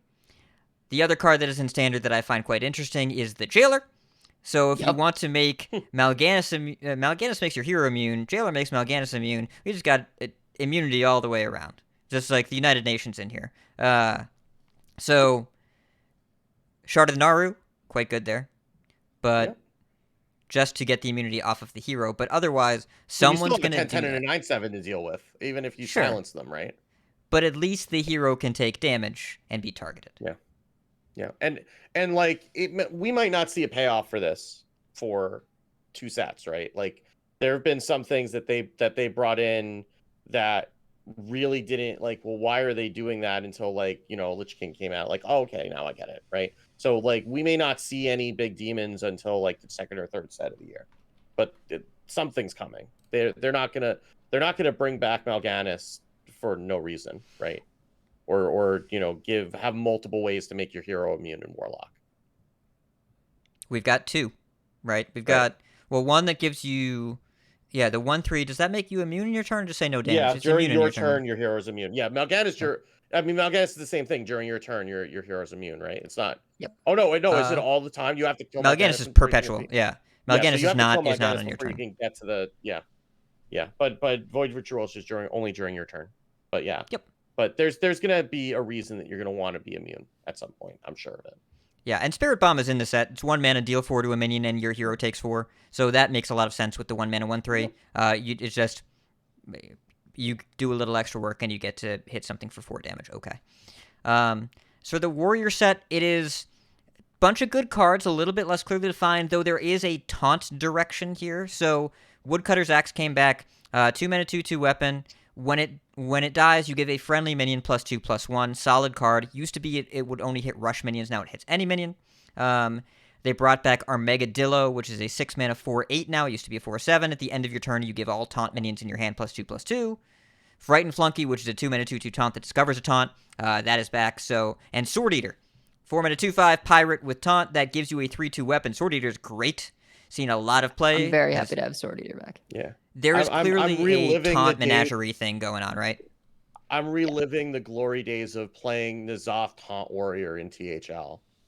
Like, because Yeah. Armageddillo was a big part of that, and all these are like we have things like the spell that draws a taunt, and with Mana Thirst like 7 double its stats, Yeah. right? And then I don't know if bulk up is. I think that's the one that copies a taunting. I don't know if that's rotating I or think not bulk up because is leaving. nobody's playing. Probably Yeah. it's been around a while, but Yeah. honestly, just that doubling thing, and I don't know if there's going to be something where we'll get to it, but the legendary spell for warrior, Well, yeah. maybe. But just the draw taunt minion, I mean that on sword eater in the late game, it's still it's a 4/10, and you get the weapon for 4. Like, I mean, and Armageddon is Armageddon, like an 8/16. I know, and it was always like one of my favorites that just most of the time didn't really have a great slot. Like it was okay. Yeah. Feels like more of a real card. I mean, we've got Blade some Storm good is taunts great. here. Like, I mean, like we've got like the security guard or whatever the hell it was called, like the 2/5. That if you finale everything attacks it, right? Like, if you're Yeah. able to buff all that stuff too, like there's some stuff there, and also we're getting Blade Storm back. That was one of the better warrior removals, and even Dinomatic is like. I don't know if we're gonna play it without Dr. Boom Mad Genius, but we might, right? Like that was a reasonable card in like the control mech warriors back when that was a thing. I mean, obviously you generated a bunch of them, so they were better when you didn't have to put them in your deck, but you still put that in your deck, right? And still being able to play a minion and then blow up the rest of the board is not unreasonable. And I think it's all minions, right? It's not just enemy minions, Dinomatic. Correct. Yeah. So, It's so all there might be some non-mech enraged- minions. Right. So there might be some enraged synergies there too, potentially. Yeah. I think it is weaker now because particularly in this moment, there's probably going to be a lot of mechs. It also doesn't deal damage to amalgams. Yeah. And the one reason I would think to still do it is it's something that people don't want to leave around to get Zilliaxed, right? That was definitely a thing that happened a bunch. It'll be interesting to see whether it ends up being worth it or not. I think you often have to like soften stuff up with a weapon to get it down to 5 HP on board, and then you can play the Dino. Or you just slap down an anima extractor and play it next to it, right? I mean, It's expensive. Not the same but- deck. No. Maybe, I would not want to run the risk of that going poorly for me if I'm looking to develop, if it's more likely to kill my stuff than their stuff. Like I play this as removal. The body is not big enough for me to play this as a threat. But Yeah, fair enough. Warrior got a bunch of generally good cards with a vague direction. Some classes have more clear directions in core where it's a thing is coming back that supports another thing. Where if you're playing rogue, secrets, right? That's the thing they added. If you're playing shaman, they added totems and overload. Here, I see some taunt stuff and some buff stuff, but it's a little bit less clear. But these are solid cards. I'm not sure what people were looking for in Warrior overall because the sentiment around this core set today has been quite negative. I don't think these are bad cards. This is just not a clear direction, and the Warrior class cards that were revealed from the expansion, great reveal, but the mana costs look a little high, and so we'll have to see how they play. But Warrior is kind of hard up right now, and it reminds me a lot of how Priest players used to feel many years ago when every reveal, even if the cards were potentially okay, was met with a lot of pushback. Remember, the Purify reveal was so bad that Ben Brode had to record a video, even though Priest of the Feast, which is a great card, was in the same set. Yeah, I mean it's that Warriors just perceived to be in such a bad place, and whether it will be after rotation or not. And again, we haven't seen the rest of the Warrior class, but like I think there are also some bombs that were given to other classes, and like a lot of buffs to cards that are going into core, like way more. Like there were only 2 cards that were changed, and they're Armageddillo and Woodcutter's Axe, right? Like there were a lot of cards that were already in core that were buffed for other classes. And it just seems like it feels like it needs more help than is being given, but the combination of like a whole bunch of stuff taking a step back plus whatever else is in the set could still get us there, right? But the rifts look really cool until you start, and we'll talk about them, but until you start kind of thinking about how they're going to be used, and it's like, well, this isn't the kind of thing that is going to. They feel more like when Abyssal Curses were revealed, right, than concoctions. I think people are looking for concoctions, and they got like pre-buff Abyssal Curses Or relics. or relics. Yeah. So Yeah. we'll talk about it. Woodcutter's Axe is a good card. I'm going to play that card. That card is better than it looks. It's you hit for 2 and +2/+1. That's a good card, right? And Yeah. but and you it's don't need to force rush minions into. I mean, you probably want to play rush minions in that deck anyway, but you don't have to force rush minions into that deck in order to get value out of it anymore. Yep. And remember that Warriors buffs to the core set came during the year. Bash lost a mana, Slam lost a mana, Execute lost a mana. They made these changes. Cruel Taskmaster got an extra health. They made these changes already because Warrior needed to help. They just didn't have as much of an impact. So we'll see if this set, along with Warrior's set in Festival, makes an impact. But I know it's something that they have heard the feedback on. I know it's something they're thinking about. All right. We're an hour in, so we're going to wind down the core talk. Except these neutrals, we've got some stuff to work through here. So the most important returning neutral is Dirty Rat. That's a huge, huge deal. 2 mana, 2/6, Taunt, Battle Cry. Pull a minion from your opponent's hand into play. So big taunt minion, but potentially helps your opponent a lot, or potentially demolishes their combo. Can be used in very many different ways. Quite flexible. Kind of our mutinous replacement, but not a legendary. It's a 2 mana epic. We will see what happens here, but this is the card I've seen the most feelings about today that is actually new to the core set. But we do have some other really important cards that are coming in. I'll just read out a few here. Armor Vendor, Cult Neophyte, Glacial Shard, Murmy, Ragnaros the Fire Lord is back in core, Rustrot Viper coming back, Tour Guide's a big deal. We talked about Ziliax. They are bringing back 3 magnetic minions, Bronze Gatekeeper, which has been buffed to a 2/5 taunt magnetic, Replicating Menace, which has been buffed to a 3/2 magnetic, and Wargear, which has been buffed to a 6/5 magnetic. Royal Librarian actually getting a buffed, even though it's rotating out of Stormwind into core, from 3/4 to 4/4 to silence a minion. And the Black Knight is a huge change. It is a 4 mana 4/4 battle cry, destroy a minion with taunt. Used to be a 6 mana 4/5. They took 2 mana off in exchange for health. It's a real card now. So and it's an undead also now too. And it is an undead. Awesome. There's a lot going on here. A lot of really cool cards I intend to play. Quick feelings. Oh, did I say Dr. Boom? Did I mention Dr. Boom? You did not say Dr. Boom. Yeah. Dr. Boom is going to win the Azure Drake Lifetime Achievement Award of new players saying, wait, this card was busted? Yeah. Yeah. That was the legendary you had to craft back in pre-standard days. Easily like, the that best was craft only in the legendary game. you had to craft. Yeah. And they did nerf him because Azure Drake is a 4/5 now, so the Boombot's hidden targeting can no longer lethal an Azure Drake, because it always did. Always Boombots would deal 4 to an Azure Drake, and now Azure Drake doesn't die, so what's the point? Different time. Yes, but I need quick impressions here, and then we're going to move on to the rest of the show. So, Edel, you go first. Give me quick impressions. So I am very happy to be able to play Rag and Sylvanas in the same deck again. Different Sylvanas, but that will bring me joy. And then Black Knight was always a card that I liked playing. You may have noticed from my version of Rainbow DK that I like things that are minions and kill something when you play them. And Black Knight goes great with that, especially being an undead now. This neutral package just looks really cool to me. Lots of stuff I like. Hench Clan Thug, Glacial Shard. Like it's gonna be very, very nostalgic for me. Drake Corsair too is not Yeah, irrelevant. it's not nothing. either. Oh yeah. Yeah. For sure. I mean, I've seen some tweets today about Eater of Secrets, except for the fact that it gets There's no ice countered blocks. by the one. No, it gets countered by objection. Pretty funny. So good luck with that, I guess.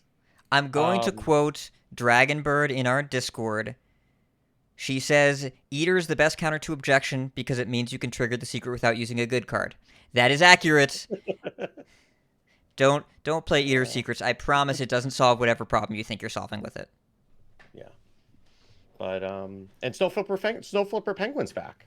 We knew that was coming back because they did the poll, but Yes. I still am nervous about Ziliax, but without Step Snap, maybe it's fine. I don't why know. are you... I don't, because I don't know why. But you're I gonna don't- run it. I know. It's a weird thing, but it feels like I remember getting wrecked by it and forgetting about it in a lot of games back then, probably because I was playing like Mind Blast Priest and Cloning Gallery Priest and whatever, that were actually cared about, killing the opponent instead of just waiting for them to get bored and move on to another game. So the card is associated with the homogenization of decks, and we just came out of Astalor being what he was. So I can see the concerns here, even though I don't think it'll be quite the same, but I can understand the concerns. As for me, the card that I am probably going to play the most, as in the most times, is Cult Neophyte, because you know what's going in my Rhyme Spinner deck that bounces things a lot is Cult Neophyte. Cult Neophyte is going to be bounced a few times. Pretty good with Breakdance. I anticipate slowing opponents down by building my own Lothip. Yeah. But also just generally a good card, and how many times have we said over the past year it would be really nice to have Cult Neophyte around to slow down things like Frost Decay. You would have slowed down Frostburn Decay. You would not have gotten Glacial Advanced off the face of the planet with it. I didn't anyway. I just healed out of it. I'm looking disrespectfully. Okay. So this has been the first part of the news section. All right, we have a patch today. Patch came out. It is a BG's balance patch, 25.6.2. And it has a lot of BG changes, and I am not going to go into this line by line. It's a lot of incremental adjustments, like a lot of them. A lot of armor changes, some buddy reworks, some overall adjustments to tier levels.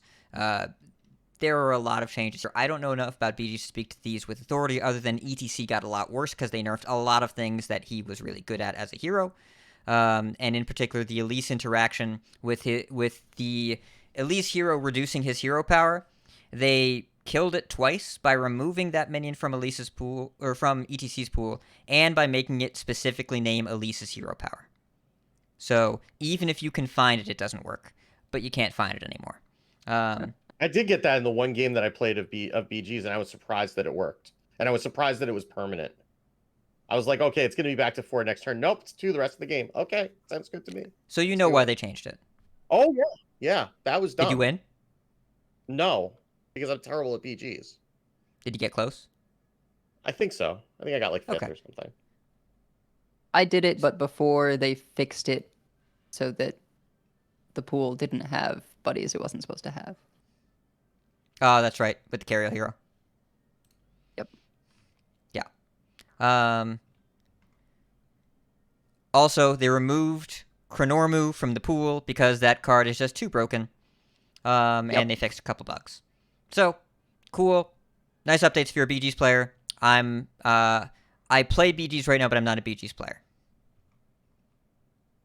Yeah. So, moving on. We got a note from Matt London because Wild is not going to be in theory crafting this time. But Matt said, sad we couldn't make theory crafting work this time, but I mean it when I say this will be the biggest year in the history of Wild, and yes, that includes the year we created Wild. Old Big words. claim. Yep. So, I'll trust him. But yeah, just be aware. He tends to back up stuff like that. He doesn't throw stuff out willy-nilly. Like, he generally backs it up when he makes statements like that. I would bet that there's something big coming to Wild. I'm not going to bet it. Like, this is not like, okay, we're making Lothab cost 4. This is a big change. Some kind of large change. So, watch this space. We'll see what happens. And so we have an interview with a couple of devs linked in the show notes, Cora and Aleko. And then there was a pop-up music festival advertised on Saturday, 25th, where we have 4 DJs, Vanessa Lopez Jovian, Nicolina, that Nicolina, yes, she does music, and DJ Cutman, who is known for that Hearthstone Lo-Fi Beats playlist that you, listener, you love. He made that one. So, pretty excited about that. Yeah. And then I think that's all we have for the news. Well, we have some tournament news, and it's very sad, but let's go talk about that now. It's the grand tournament!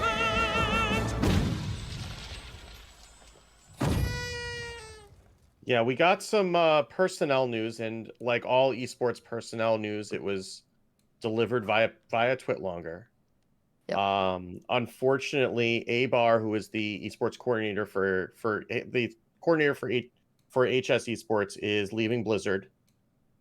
He's still going to be within the industry. He's not ready to say where he's going yet because he's probably not left yet. But he does say that he has been training somebody else to manage Hearthstone Esports.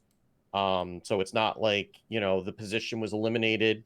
It's just that he's moving on. I mean, it's not really a surprise. Like the program's gotten scaled back so much that it seems like the kind of thing that, he really wanted to make esports great, and he's good wherever he's going to do that. But there just wasn't enough of a program for him to be able to make that kind of an impact anymore, despite his love for the game. Because he started out as a pro Hearthstone player, for those of you who don't know. Like he was like playing in HCT tournaments before he ended up working production and then eventually going away and then coming back and leading HS Esports. So like he's all like, this is a game that he's came back as a labor of love, and it's sad that there's just not enough for him to do. But he wrote this very long, really beautiful post. I'm not going to read all of it word for word because you can go and read it yourself, but ultimately, just had nice things to say about a lot of people, including those of us in the community who he was expecting there to be fire and brimstone when they announced the changes. And, that he said, let me just kind of get, overwhelmingly, my takeaway from the response to this year's announcement is that I didn't give you all enough credit. I expected it to be way worse. The vast majority, you showed a depth of kindness and maturity that I was truly grateful for. It gave me the chance to mourn alongside all of you rather than doing so alone. And that meant a lot to me. So thank you. So, I mean, and ultimately he's happy in general, and he's making changes to his life as well. And it sounds like this is the next logical step. And honestly, like nothing but the best for him and in whatever he's doing next. Like he definitely deserves to be happy. He did everything that he could within the confines of what was there from Blizzard to try to make HS Esports as good as he could make it with the resources he was given. And I think like I just keep thinking of that, that mean like, it's time to go, or, was I a good Hearthstone Esports coordinator? No, you were the best. Right. So I'm sure that we're in good hands. If they've been trained by him, then we'll be in good hands. And there's, unfortunately not a whole lot to be in good hands. So, that's neither here nor there, but I'm glad to hear that he's happy and that he's moving on to some place where he can take his skills and make a difference. Yep. He's the best. He's the best there ever was. Gave THL the word league back. It's just gave us Griffey Lobby Legends reveals and gave us everything he had more than once. Was reorged off of Hearthstone Esports more than once, and just has been the best part of what's kept HS Esports going for a long time, and been the person fighting for us behind the scenes the whole time. Yeah. So, yeah. Who knows where he'll end up, but I know he'll be great at it. Really sad. The program will continue, but won't be the same. But we already knew that. All right. It is now time to talk about cards. Here we go.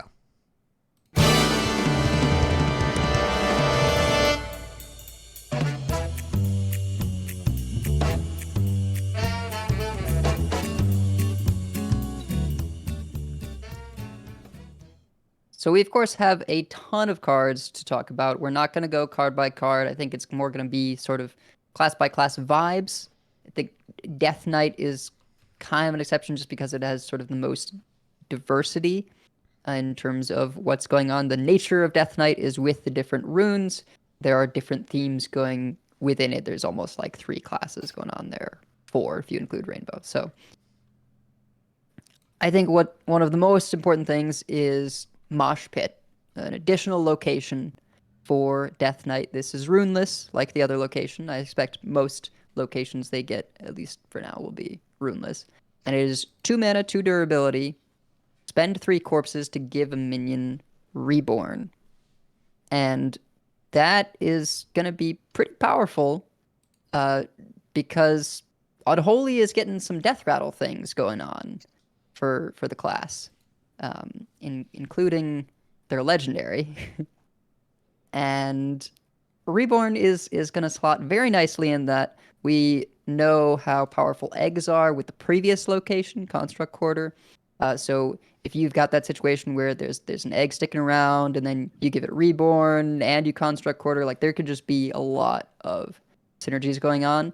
I do think the 3 corpse cost is going to be super relevant, particularly early game, because it's going to be hard to have 3 corpses early, but it will snowball you later on. It's kind of a weird thing. Like, you also wanted corpse spenders for Rainbow, right? Yes, that is the main thing I've been looking at this for, is because you get corpses out of Construct Quarter and then you spend them on Mosh Pit. So it is nice for that. Rainbow so far hasn't really had a lot of corpse spenders. It's going to be relying a lot on discovering spells. But I mean, Unholy can really churn through corpses now with some of the Death Rattle synergy stuff they got. Yep. Though, I don't know if this is enough for Stitch Giant. I don't even think this card's that great. It's okay. big. Yeah. It's okay. It's a big cost to give things reborn. Yeah. And like 2 mana is a lot for this. I don't know if this needed to cost 2. I think this would have been fine at 1, but we'll see what it ends up looking like. 3 corpses early is kind of hard to muster. Like, right. Yeah, 3 corpses is a vampiric blood. I think it's going to sit a lot, and I think most of the time you're not actually going to want to play it on 2 unless like you really don't have anything to do. It might even be better to hero power than to get it down, because you sort of want to think about it as like, well, there's no reason to play it until you're actually activating it. So unlike the Construct Quarter, where you just want to get it down so that you have it available, whether you have a target or not, this one I think you can think of a little more like a spell for that first time. I think it's also very possible that it'll start out in some blood lists and then fall out, because there's not really a lot you want to hit there. It's basically just no muncher for sustain. Or card draw. Maybe Right. What? Or like one of the card draw cards. Like, Yeah, it's good on Chillfall and Baron. I think that's reasonable. It's okay on Chillfall and yeah, Baron. Yeah, It's that's not what okay you on a lot want of to do, stuff. right? But it's, Yeah, it's like, you know. 2 I mana think the and 6 okay corpses thing- to draw 2 cards. Like, Yeah, Eh. it's a lot, especially if you're looking to hold on to corpses for something like a Corpse Explosion. So, yeah, I think Chillfall and Baron is sort of the like, okay, I don't have anything else to put this on. Yeah. Screaming Banshee is better to hit because it has lifesteal itself, so you will get extra, 3/3s or something if they have to hit it more times. I think that's another okay instance, but I think it's really going to be more of an unholy card, stuff that really emphasizes death rattles. There might be an infectious ghoul deck. We'll have to see. Yeah, like the other thing I was looking at is like, and we'll talk about it when we go. We probably have to talk through the rest of the cards to get there, but it seems like there might be a double unholy 1 blood deck coming out of this, because if you're doing death rattle things, you probably are not. You're not going wide enough to really grave strength, right? And it seems like, I mean, I guess we may as well just talk about Cagehead, right? Because like that's kind of where I'm going. Cagehead is the new legendary, which is 2 unholy, 8 mana, 5/1 undead, death rattle, summon a 9/9 blight boar with charge and taunt, right? So like, if we want more of those, right, and if that's our win con, is just getting lots of taunty king crushes, right, then maybe we're not grave strengthening anymore. Maybe we want some of the blood stuff to kind of help us sustain to get there to be more of a mid-range deck, in which case then maybe you have some more room for some of this death rattly stuff.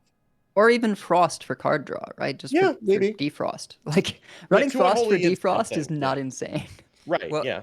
if we have corpse spenders, then we start looking at Stitch Giant, and that's where there could easily be a 2 green, 1 blue deck. Really, the card that stands out to me here is Death Growl.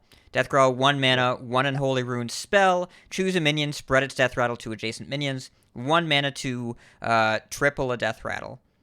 Seems kind of wacky. And while I don't love Cagehead on 8, Cagehead Death Growl on 9 means that you will summon a lot of damage out of nowhere. If you have a Construct Quarter, you can get up to 3 of these in 1 turn. Just fantastic. And the Unholy deal here is definitely Death Rattle based because we also got Bone Shredder, 5 mana 5/4 Undead Epic DK card, 1 Unholy Rune. Battlecry, spend 5 corpses to trigger and gain the Death Rattle of a random friendly minion that died this game. So you both give this thing the Death Rattle and do the Death Rattle. You do both. Right. You don't get the minion, but you get the Death Rattle. Both happens right away and happens when this thing dies. So there is clearly an Unholy and or Rainbow deck here. If you want to go Rainbow, you can't Cagehead, at least not consistently. But there are a lot of options here, and Death Growl in particular is a really strong card. Really good with eggs, really good even with Chillfall and Baron. It's fine with even like the Thessarian. If you get an Invincible going, have fun with that. There are a lot of gears start turning when I see Death Growl, and the Death Rattle direction makes a lot of sense to me, and I think really plays into class space that makes sense in the Unholy context. Yeah, I kind of picture there being a couple ways to go about this within sort of an Unholy Death Rattle theming. You can just have a bunch of Death Rattles, and it's just always going to be, decent for Bone Shredder. Or there could be something where if you don't kill them with the first Bonehead, you get another one in the Shredder, where it summons the 9/9 immediately and has the Death Rattle in there. And of course, Death Growl kind of makes it silly as well. So there could be, I don't know, some kind of craziness there with just focusing on getting the 9/9s, and like maybe Talon and Cagehead is your most expensive minion. Yeah, though I don't know if you want to Talon because then Oh, then you're right. then That's it's also in the Death pool, Rattle. right? But I mean, Ah, you also I'm could assuming throw in that's some. intentional. You could also throw in something like there's some of the neutral undeads, like Flesh Behemoth could work in here. Invincible wouldn't be bad, right? Especially if you're death growling it. Yeah, Invincible would be quite good. I think it's Yeah. probably going to be better to do some kind of mid-rangey spread and have like both Invincible and Death Growl. You as kind of your need a turn plan B in 9 case you get go silenced or crazy. something. Yeah. Yeah. Yep. So I like where this is going. I'm curious to see where Death Knight goes, but these cards seem potentially quite powerful and interesting. All right, let's talk about Demon Hunter. Demon Hunter, first of all, emo flavor, perfect. Oh, nailed it. perfect. Absolutely, No notes. 100% perfect. No notes. Absolutely chef's kiss. Nailed it. So, the legendary spell, 5 mana, going down swinging. Yes, you, listener, are going to go listen to Fall Out Boy after you listen to this episode. Sorry, not sorry. Give your hero +2 attack and immune this turn, then attack each enemy minion. And the Wombo Combo Dream is with the Epic Instrument Smasher. 4 mana, 3/6. Whenever your weapon is destroyed, equip a random Demon Hunter weapon. Because while your hero is immune when you go down swinging, your weapon is not, so you just break guitars over every minion your opponent has over and over again, and boy, does that sound fun to me. I don't know how likely it is you're going to keep this thing in play, and it's a legendary removal spell. But every game it happens, it's going to feel like a real-time Trollden moment.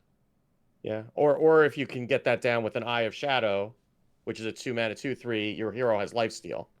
Just gain a ton of life. Like, yeah, you just heal back up to 30 or whatever. I mean, even just like, going down swinging plus Eye of Shadow plus hero power on 8 and against a wide board, and you just heal up to 30 and wreck everything in the way. Pretty good. Yep. Yeah. I think a lot of these things, it's going to be sort of okay, how do we take relics in a different direction? Because they seem like, okay, kind of expensive to mix together, but the relic discount always can smooth things out. And we are losing, I believe, Jace and a lot of the other Fel stuff. So that's going to have to go in a different direction. I imagine we're going to see stuff like, Chaos Strike, and then Chaos Strike, Instrument Smasher, and going down swinging happen like more often than expected. Yeah. Thankfully, Fury's rotating, because that would be kind of gross with all of this. Right. Yeah, that would be a little too easy to squeeze in. Though we have 6 more DH class cards to see. Also, their weapon is kind of nice glue here because it works in the weapon deck. and it also works in the Outcast deck. It's a 4-mana 4/2 weapon. Death Rattle, draw 1 card, play Outcast cards while equipped to improve. So you can scale this up to be a Magnifying Glaive level of draw. It deals 8 damage by itself. Good with Outcast, just generally decent weapon. 4-mana 4/2 draw a card when it dies is fine. And it is interesting to note that these cards are based on attacking, but they're not super aggressive. These are not really aggressively costed. They don't go into an aggro deck. They're going for something that's looking to take the game a little longer. So I'm curious to see. There's some chatter here, like Lepton in our chat, longtime Demon Hunter fan, viewing Going Down Swinging is kind of not a great card, and by itself, it is not that great. You have to pair it with something, which means it's going to be a little bit slower, and as a legendary spell, it's not all that reliable. So it'll probably be better than like a Topple the Idol, but I don't know if that's a really great benchmark to set. But we have to see what the other cards are in the set, because at least the class fantasy here of what you want to do with the cards is pretty well defined and pretty compelling. All right. Druid time. Druid is treants and big spells so far. And Timber Tambourine is the combination of both. The weapon is, which seems to be the theme for most of the classes here. 4-mana 2/3 weapon, epic. Death Rattle, summon a 5/5 ancient. And every card that costs 5 or more while this is equipped increases the number of ancients that you summon. So there's another card here. Summer Flower Child. It's 5-mana 4/6. That Battlecry, draw 2 cards that cost 6 or more. Finale, they cost 1 less. 6 or more, not 6 exactly, so you can play this and draw 7 and then reduce it. Like the Drum Circle card that either makes treants or gives your minions +2/+4 enchant. Costs 7. You can play that for 6 in the following turn if you finale. There's a lot of cool stuff here, but Timber Tambourine seems to give a clear indication that we're going for both treant tokens, or like trees that attack, and also big spells. Yeah, and it's also comforting that there's like stuff to do on each of these turns, so it's not just going to be Timber Tambourine, Nourish. I mean, Nourish will still give it an activation, but it's gonna be a little more, okay, do things each turn in the mid game for Druid rather than let me ramp to this crazy like draw a bunch of cards, Miracle Growth shenanigans. So, and then they'll make a big board and try and get everything +2/+4 in taunt, right? or even Solar Eclipse that. So I have hopes that Druid will not be as detestable to me this year. I don't know. I'll probably eat my words on that, but we always start off each year thinking that. Yeah. We'll see. It's so far we don't have new ramp in core, and we are losing a lot of very powerful later game stuff. It seems like the goal of the cards we've seen so far in Druid are to make the mana spots between 4 and 7 matter, because since they printed Overgrowth and then Guff, they haven't. Like you would Nourish or Guff, but otherwise it was 4 and a 7. It seems like 5 and 6 are going to matter now. Love that. Yeah. Okay. Also, Pilot is calling out in the chat. I forgot this card existed. Green Thumb Gardener. 6-mana 5/4 that refreshes based on the highest cost spell in your hand. We're gonna garden. Sure. Yeah. That was a Put card her that in the band. Yeah. All right. Hunter cards. I don't know how this works. They're weird but cool. Bunch So- of how does Bunch of Bananas work?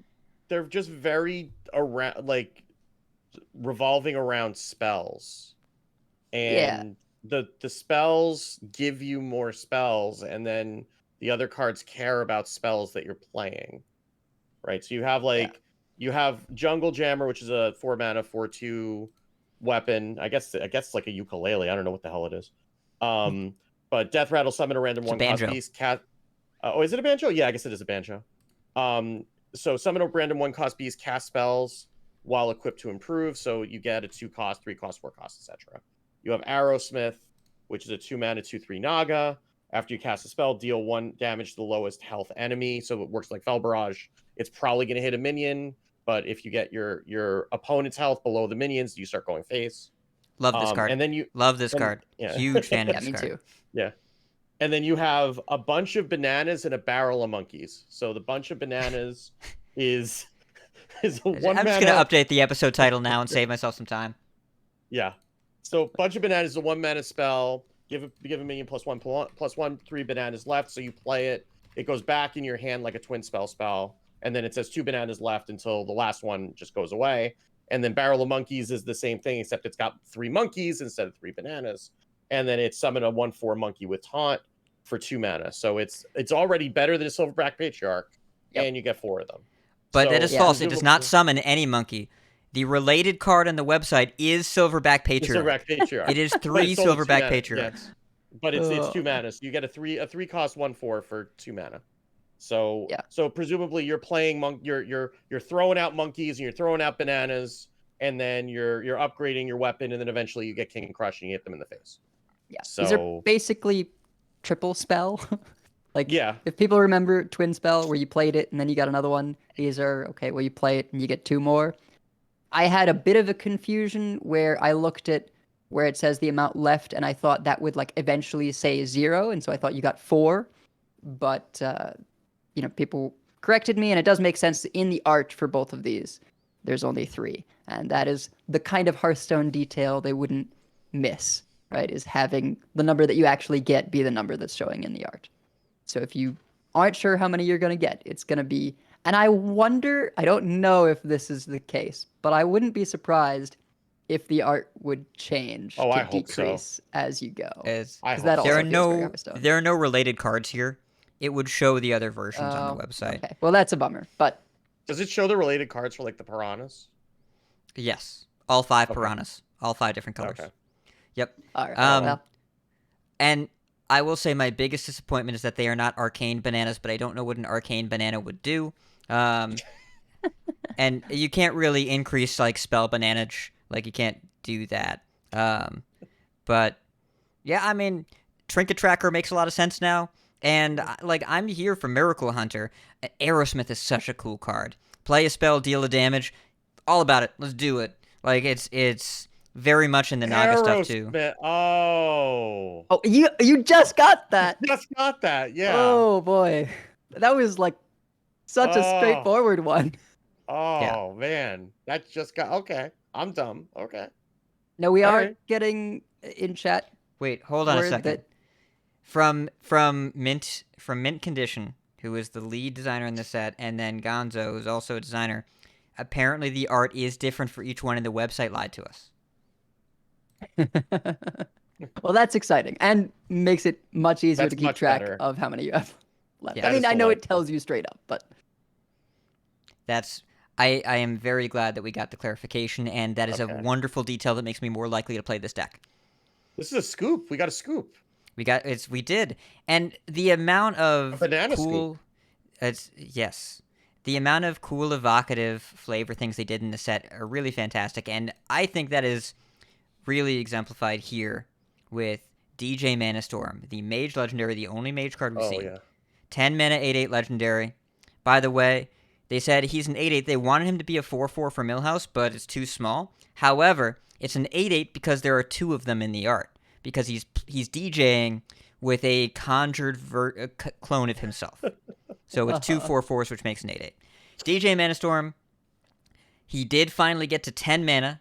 Lepton said that in the chat, and that is accurate. He got to 10 mana, just wait.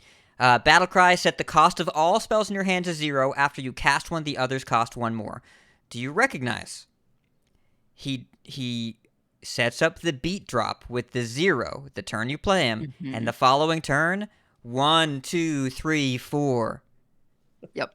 Amazing mechanical expression of music right there. Yeah, I want to dive a little deeper on this card just to say that it's going to be some kind of weird combo thing. I mean, I don't know if it'll come about, but I feel like if it sees play, that is why. I think the straightforward is you can go Pyroblast, and fill in additional burn spells, right? There's potential for a lot of burn in one turn. Yeah, I feel and like you can Blizzard or Alibi the turn you play him. Right, exactly. You can do some big defenses. This is a legitimate reason to go up to 11, right? Because then Is you it? get to cat. I mean, Oh, because you can do 2. You could do 2 spells, right? I mean, I don't know if it's good enough, but it's a reason that you might want to, right? It doesn't give you an extra one on the following turn, so I'm not sure it's really necessary. Well, I mean, I'd rather pyroblast somebody for 20 all at once than 10 over 2 turns. It's twice as much. Yeah. Well, I mean, the idea would be you play DJ Mana Storm plus a 0-mana defensive tool, and then the following turn you go Pyro, Portal, Fireball. Yeah. Or But no, Pyro, Pyro, 2 Fireballs. You know what's better than a defensive tool is just burning their face off immediately. Yeah, but I'm 20 so is not proud of you the right full now. life. Let us have this moment. Did you hear what he just said? I'm the one excited about Priest, and he's the one excited about Lethal? But yes, Audio Amplifier is not a great card. I don't think we need to play that, but I am excited about the idea of 2 spells the turn you play. This is better than 1. So, yeah, we'll see. Mage has 9 cards left. We only have this one, but this is what a big spell mage could look like, and if you get to 10, it's going to be a lot of stuff. Right. So And it's definitely going to want to be Big Spell Mage because any of your little spells will also get set to 0 and also forcibly increased. So it doesn't cap once it hits the spell's own natural limit. You are going to be increasing the cost of the spells regardless of what they would normally be. yes. So I think I asked this in Discord. I don't remember what the answer was, but do we know how this works with Savara? Does it? So like, because Savara, if you play DJ Mana Storm, then you play your 3 spells, and then you play Savara, right? So Savara, let's say Savara had you like top deck Savara, like after you play Mana Storm, right? And then you play like a 1, 2, 3 because you played the 0 the prior turn. When you get those spells back, do they cost 1, 2, 3, or are they like full cost? Yeah, I feel like that's a zone change and they should go back to whatever their normal cost is. Like Frozen Touch, the card literally changes whether it's infused or not, so that's why you will get back an infused or uninfused depending on what goes in. But Well, you get a fresh copy when you get it back, though. Like it's not because Savara's saying a copy of the spells that you played, right?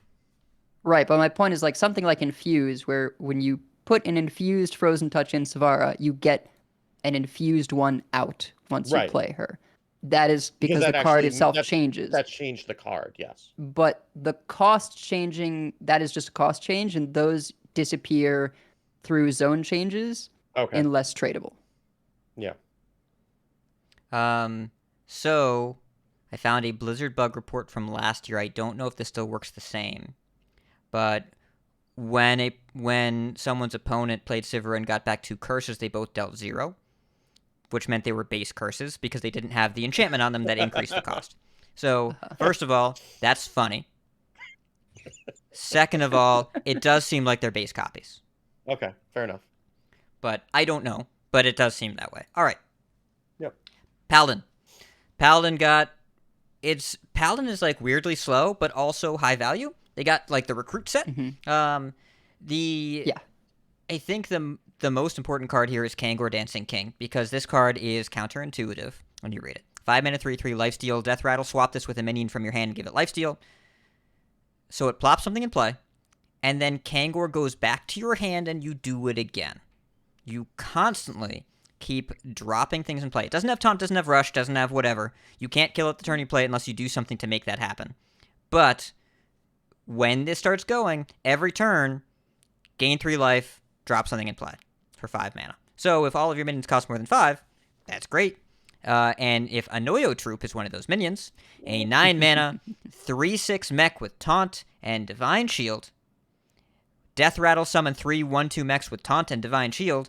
This is Annoyed Lord. Yep. It is. Yeah. This is a very annoying card to get through, and Kangor would give it lifesteal. So Yeah. that seems to be it's slower, right? Like this is a slower thing to do. And Paladin, the 4 cards we've seen so far are not fast cards, which is all right because the March of the Lich King cards were quite fast. But this is moving in a slower direction. And Lead Dancer, the other card that we've seen here, besides the Holy Spell with Divine Shield, I think we talked about last week. Lead Dancer, 6 mana, 4/2, Death Rattle, summon a minion from your deck with less attack than this minion. This is a recruit card that is harder to make work. Because if you buff it, it can get the other copy, which is bad. Yeah. Well, yes, so you don't buff it. But I think it's interesting because you can very specifically still run larger minions. right? So you can have some things that, okay, you don't get to recruit them out of Lead Dancer, but you can still pull them with Kangor or something where like maybe a higher cost or a minion with higher power that like you actually did want to get the battle cry, you could still run and it won't get recruited by Lead Dancer. I guess it still could get pulled by Kangor, but there are some interesting deck building decisions that you can make specifically by having stuff that you can play with enough power that it won't get recruited by this. And there's actually some decent 3-attack or less minions to hit right now. I think besides the Anoyo, which is, of course, revealed with this because it's obvious, there is an undead from the neutrals with Rush that's like low attack. It's 3-attack, but a big butt, and it gets 1 attack and attacks a random minion when it attacks. Yeah. And then it attacks after it attacks another minion. Yeah. And then gains one Mishmasher. attack. Just keep doing that. Yeah. Big undead. And then there's also Red Herring, which is the 7-mana 3/12 taunt that gives your other stuff stealth. Yeah. So, and Liadrin too. Yeah, that's less good. I mean, we also we're running for Kel'Thuzad in this deck, right? Like we're almost assuredly running for Kel'Thuzad in this deck. That's gonna give it 3-attack for You 2 mana. could do that if you like specifically wanted to recruit some bigger stuff off Lead Well, Dancer, if you but I can- feel like if you can buff Liadrin by even 1 power, then Liadrin and Kangor and 7 is pretty powerful, right? I guess it gets Divine Yeah, Shield so that's it true. doesn't die, Yeah. Well, it dies eventually. but I want it to die to swap now. I want like maybe one more thing to pull from this, but there's also a neutral like large Elec that I think is a nice Kangor hit. If not, Augmented Alec. no, that's different. it's a 6/12 that when it dies it deals 3 damage to all enemy minions. Amplified Elec. Oh, That's okay. a good Kangor hit, but not Lead Dancer hit. Yeah. Also, I mean, Lead Dancer can also just pull an oil troop, right? Yeah, Yeah. no, that's obvious. Yeah. But I think And- Lead Dancer is pretty rough as far as like a cowardly grunt that Yeah. you can kind of control, but even then you'd have to really be living the big paladin dream, and would have to work a little harder at it. So I'm not as convinced by this card. I think Kangor and Anoya Troop will both see play though. I mean, I Big think Paladin's got a long and storied history of working really hard for mediocre results. Yeah. Yes. So I think the other reason that Consecration got the buff from 4 to 3 mana, besides its base use case, is because with the tradable deal 1 to everything rotating, and with this being an archetype that's being pushed, you can't really run Wild Pyro in this because you don't want to recruit it. That'd be real bad. So if you can't do Pyro Equality, which is something that the deck would kind of want, is equality clears. Equality Consecrate at 5, a lot less bad than at 6. you could also just Hammer of Wrath it, draw a card, kill it. Mhm. I don't know. I mean, that's gonna be in the deck for sure. Yeah. All right. I mean, well, I just want to take another moment to be thankful again that Carnivorous Cube did not make it into core, because Carnivorous Cube with the Noyo Troop would be living up to its name. it's Death Swarm with Carnivorous Cube would be not okay. Oh yeah. Oh, yeah. Very not okay. Yeah. Very There's not. a few things. Yeah, you just can't do that. All right. All right. Let's stop wasting time so I can talk about all these exciting priest cards. What a world we live in. But, all right. The Overheal Tempo deck is a thing that they want, and it is here. We have 5 cards that are really clearly meant for it. Fan Club, the location, 1 mana, restore 3 health to all friendly characters. It's a location with 2 charges. Great card. Idol's Adoration, 1 mana 0/2 weapon. By the way, the Cabal classes, the caster classes, Warlock, Mage, and Priest, have 0 attack weapons that trigger on different effects that reduce durability. Idol's Adoration, 1 mana 0/2, your hero power costs 0 after you use it, lose 1 durability. So we can do hero power reductions with Tour Guide or with this, or preload with Fan Club to make sure all of our Overheal cards are active on 2. Dreamboat, 2 mana 1/2 Naga. Battlecry, restore 3 health to all other friendly minions, gain +1/+1 for each one overhealed. Now, Ooh. fucking- Yeah. Heartthrob, 3 mana 2/5. Overheal, summon a random minion with cost equal to the amount overhealed. It's an undead. So this is Evolve Heal Priest. Like, you can play this and flash heal on 5, or on 4, and just get a 5-drop. The You're old not thinking proactive big enough. function. It's, Cannibalized. oh my. Oh my. I've cannibalized some 412s in my last couple weeks. Yeah. I I look didn't forward to know the why Miracle Rogue matchup. Cannibalize healed your entire board. Oh, yeah, it and sure Now I does. know. It sure does. Oh my. All right. Whew. So Heartbreaker Hidanis, 4 mana, 4/8 legendary. We talked about this one already. It damages itself, and then when you overheal it, it shoots a 5 damage missile. The card that we don't have as much guidance on here is Power Chord Synchronize. I love that's a chord, not a word. 2 mana Holy Spell. Choose a minion, add a copy of it to your hand, and finale give both +1/+2. I am sure that this card will be used. It's quite nice with Dreamboat, but it fits in a little less clearly to me than a lot of this other stuff does, which is Control F overheal, put them all in the deck with a location, and go. Like, there's a really clear minion tempo deck here that feels a lot like early Naga Priest without reliance on a single spell, without the need to just draw exactly Wig. It's any healing card that does this. Yeah. I mean- Synchronize is weird. I mean, it feels like I don't know what it's there for, really. It's a I mean, there seance, might right? be Like, priests use but seances. we didn't play Seance, right? We did sometimes. Seance was like Sinister Strike. If you were playing it, something was gone very wrong. Priestess Felicia's still around. She got nerfed, and I'm glad she got nerfed, but she's still here. She might get reverted. No, not with this card right here. They are not going to print a seance and be like, let's put the 0 mana refresh your entire crystals. Put that back. It's not going to happen. Seance was pretty decent, and I think this one is better specifically for the overheal kind of deck. If I play Crimson Clergy on one instead of the location or the weapon, Power Chord Synchronize on 2 is fantastic. I mean, that's a 2/5 that gives me a 1 mana 2/5 to my hand that also, overheals for draw a card. So I think it's just gonna let you get more of your overheal stuff back, and that's gonna be something worth doing. Or you get it from a school teacher. Sure. Yeah. How does that keep coming up?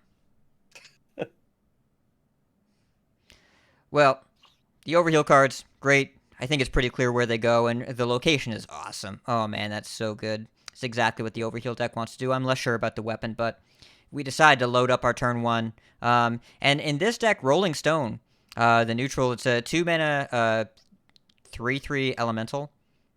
Where Yeah. It's a 2 mana 2/2 elemental with Rush and Battlecry. If the last card you played costs 1, gain +1/+1.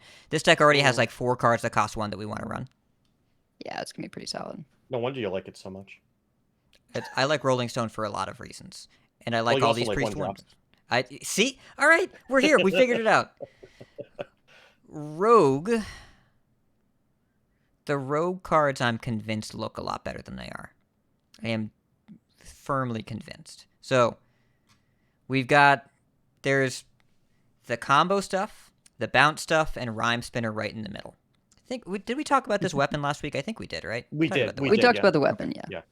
I saved a clip of you saying that it never goes in Miracle Rogue just in case. Yeah.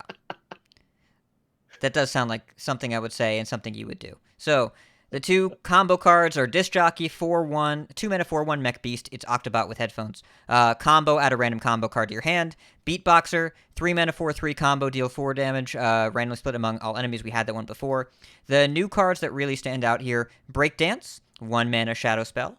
Return a friendly minion to your hand, summon a dancer with its stats and Rush.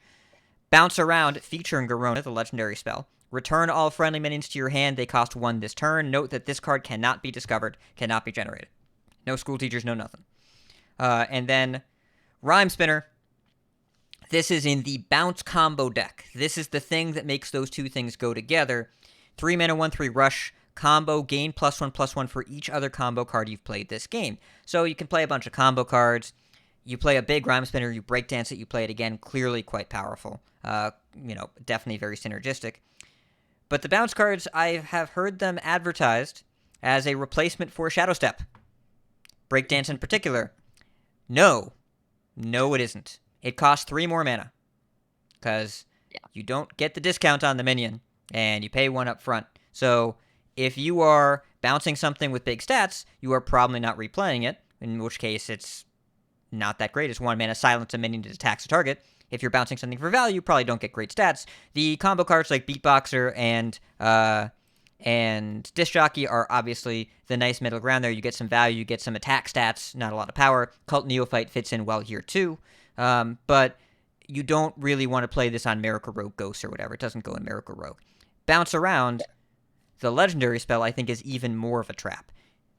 The comparison I have to this card, do you both know what I think this card reminds me of? Well, Daring Escape, obviously, but No. What kind of, but no. Tenwu?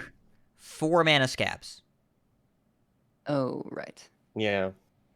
Because if you play this on 2/3 drops, you have saved 1 mana. Okay. Mhm. It's good with big stuff, but if you have big stuff in play, then hit them with it. So you need to have big stuff in play and need to have some kind of combo-y way to activate it. Not saying you won't see this card, not saying it won't kill people. I'm saying it'll be later in the game as part of some specific combo strategy. It's an awful tempo card. Do not play this for I tempo. will say it costs 3 because it can be prepped. Sure. And there are ways to take advantage of it, and I do think there will be a bounce combo tempo-y deck that I'm looking forward to trying out. I don't think Bounce Around will be the key card there. Rhyme Spinner and Breakdance make sense there along with Shadow Step. With Shadow Step. I mean, it's a 4-set meta. The last two 4-sets metas ago, we had Alex Tenwu Alex. We could have, Alex prep Bounce Around Alex, right, on 10. That's 16 damage along with whatever else you've chipped away. I'm not saying that with any sort of excitement, because that seems like that's going to be a card that if it does see play, it won't see play once we get a 5th set, if that's the case. But I mean, anytime that anyone sees bounce and it costs 1 this turn, they get spooked. And Tenwu got played, right? But Tenwu wasn't really broken most of the time, Right. like outside and outside of like that Alex combo and like Quest Rogue, which was its own other set of problems. It was in standard the same time that like original Quest Rogue was still, or was that or did they not cross paths? I don't remember. Tenwu was much later, I think. It was way after, yeah. Way later. So I don't even remember. Like I can't even remember where else Tenwu was played, and Tenwu was this effect. It was in World Kick for a second, I think, because but he fell out of that, didn't he? I mean, the deck was only around for a few months, and he was not the most notable part of it. Well, yeah. I mean, it's got another card name in the name of the deck, so yes. Right. Tenwu has been a solid, okay utility card for a while, and that's pretty much it. Yeah, and I think this will also be okay, not as good as it necessarily looks, but it's going to be kind of built around for certain things. I will say being able to prep it does mean you can go Astalor 8, prep, bounce around, Astalor 8. So Rogue does have a way of doing that. There's potentially going to be a lot of Astalors coming out of Rogues just because it is not that much of a sacrifice to include, and it gives you a lot of value / healing / damage. So that's going to be a little bit spooky, probably the most spooky. Even like doing Astalor 8 and then Breakdance, if you need the clear, is kind of a lot because it's, at 8/8 rush, and then you get to replay the Astalor 8 again. So a little worried about that. I think people are going to try Freebird stuff for sure. That card is so bad. It needs so much help to be anything. It's a Shock Spitter stop by taunt where you can't buff it up beforehand. You just have to start playing 4 mana birds. Yeah, it's gonna be rough. But people are talking about Freebird Rogue. Like Draka is still in standard. Stop it. Just stop it. Play Draka. I mean, you're never gonna get a Freebird big enough because a Freebird you cannot change. It's true. I think there's a possibility, because we haven't seen the Rogue Legendary Minion yet. This is pure speculation, but since Rogue is the only one that has sort of 2 characters for their band, it seems like Garona and Blingtron looks like the other one. I wonder if there's going to be something with their legendary minion where it's like Garona or Blingtron, and when it gets bounced, it switches. Maybe that's too much, too over the top, but I feel like with all these bounce effects, very intentionally, and knowing that it's both characters for their band, I don't know, maybe. That'd be fun. Seems unlikely, but it'd be fun. We'll see. All right. You got a few more classes and a couple contentious neutrals to work through. But Shaman, we've got Overload stuff. A lot of Overload cards. Some interesting ones like Inza, 5-mana 5/5 legendary battlecry for the rest of the game. Your Overload cards cost 1 less. Love that. Jive Insect. Best name in the set. Not close to being close. 5 mana, fire spell. Transform a minion into Ragnaros the Fire Lord, Overload 2. Cool card. Probably reads better than it looks, but I like the amount of Ragnaros is going to be in Standard. It's fire spell. You will find this pretty often if you are playing the Ajaran Scroll, because there are only going to be 2 fire spells in Standard that we know about. Distant Scalding Geyser. Oh, and Blazing Transmutation, 3. Yeah. And the... Oh, in Shaman, right, yeah. Yep. But yeah, and then there's a bunch of other cool Overload stuff. Summon tokens, the instrument, Death Rattle, your next spell costs 1 less, and Overload while equipped to improve. We know Overdraft is sticking around so you can deal with your own crystals. Just a bunch of fun stuff looking here. I don't know if we have a real deck around it yet, but I want to try this stuff. Yeah, I think Jive Insect could have some serious play just in board-based decks, things that expect to have a minion so that on 5 or 4 with the coin, they can just get a rag and surprise people. Honestly, even something like a totem deck where you've got that weapon that swings and makes a totem, give yourself the best odds to have something in play and then play Jive Insect, get that rag early on. I don't think you like run a normal rag in the deck that runs the spell, right? You want to get out. I don't think there's a rag tribal deck, right? Like, it's probably not. No. I mean, even if you have to hero power and then Jive Insect, it's still like a discount over just playing rag out of your deck, right? It's Yeah. It's not what you want to do, but it's fine. Yeah. But yeah, like, Shaman, oddly enough, has a bunch of cards that play well together, but I don't really have a lot to say about them right now. I want to throw them all in the deck and see what happens. Warlock, we have very little in Warlock right now. So the only thing that we're going to talk about here is the legendary Rin, Orchestrator of Doom. 5 and a 3/6 taunt, Death Rattle. Both players draw 2 cards, discard 2 cards, and destroy the top 2 cards of their deck. They made 2 Ticketuses in this set. They did. Yeah. There's got to be some synergy with this card. There has to be something. I mean, you can go in with like Habeas Corpses to bring it back. You've got the Void Virtuoso to make yourself immune once you get both players to fatigue, which I guess is the idea here. You run the stuff that discards itself into play, because there's, I think, 3 of those right now. It's something. It sure is. Yeah, you got to have a reason to want to do this, and we have to see. I don't even think we can really talk about it intelligently, right? Because I guess the one thing you could say is at least it has taunt, but like 6 health on a Death Rattle is not really where you want to be either. That's going to take a little while to work down potentially, but So, Rin the First Disciple was pretty beefy as far as a Death Rattle too, if I remember correctly. So Yeah. I think it was the same stats even. yeah, It was. But This is Rin's stat line. yeah. We do have Shallow Grave, right? So you can trigger the Death Rattle and have her die immediately, which I imagine people who play this, that's going to be often how it goes. And then you Habeas Corpses to bring her back. There's no like Baron Rivendare or anything to get extra procs. So I don't know how this is going to be maximized, but I suspect it will be one of those kinds of things where they do it a bunch and then die. I mean, the thing is, like, Newer Fireblade's rotating, the Warlock quest is rotating. What's your payoff? Like, Void Virtuoso's fine, but like, it's a 1/3. It's not living that long.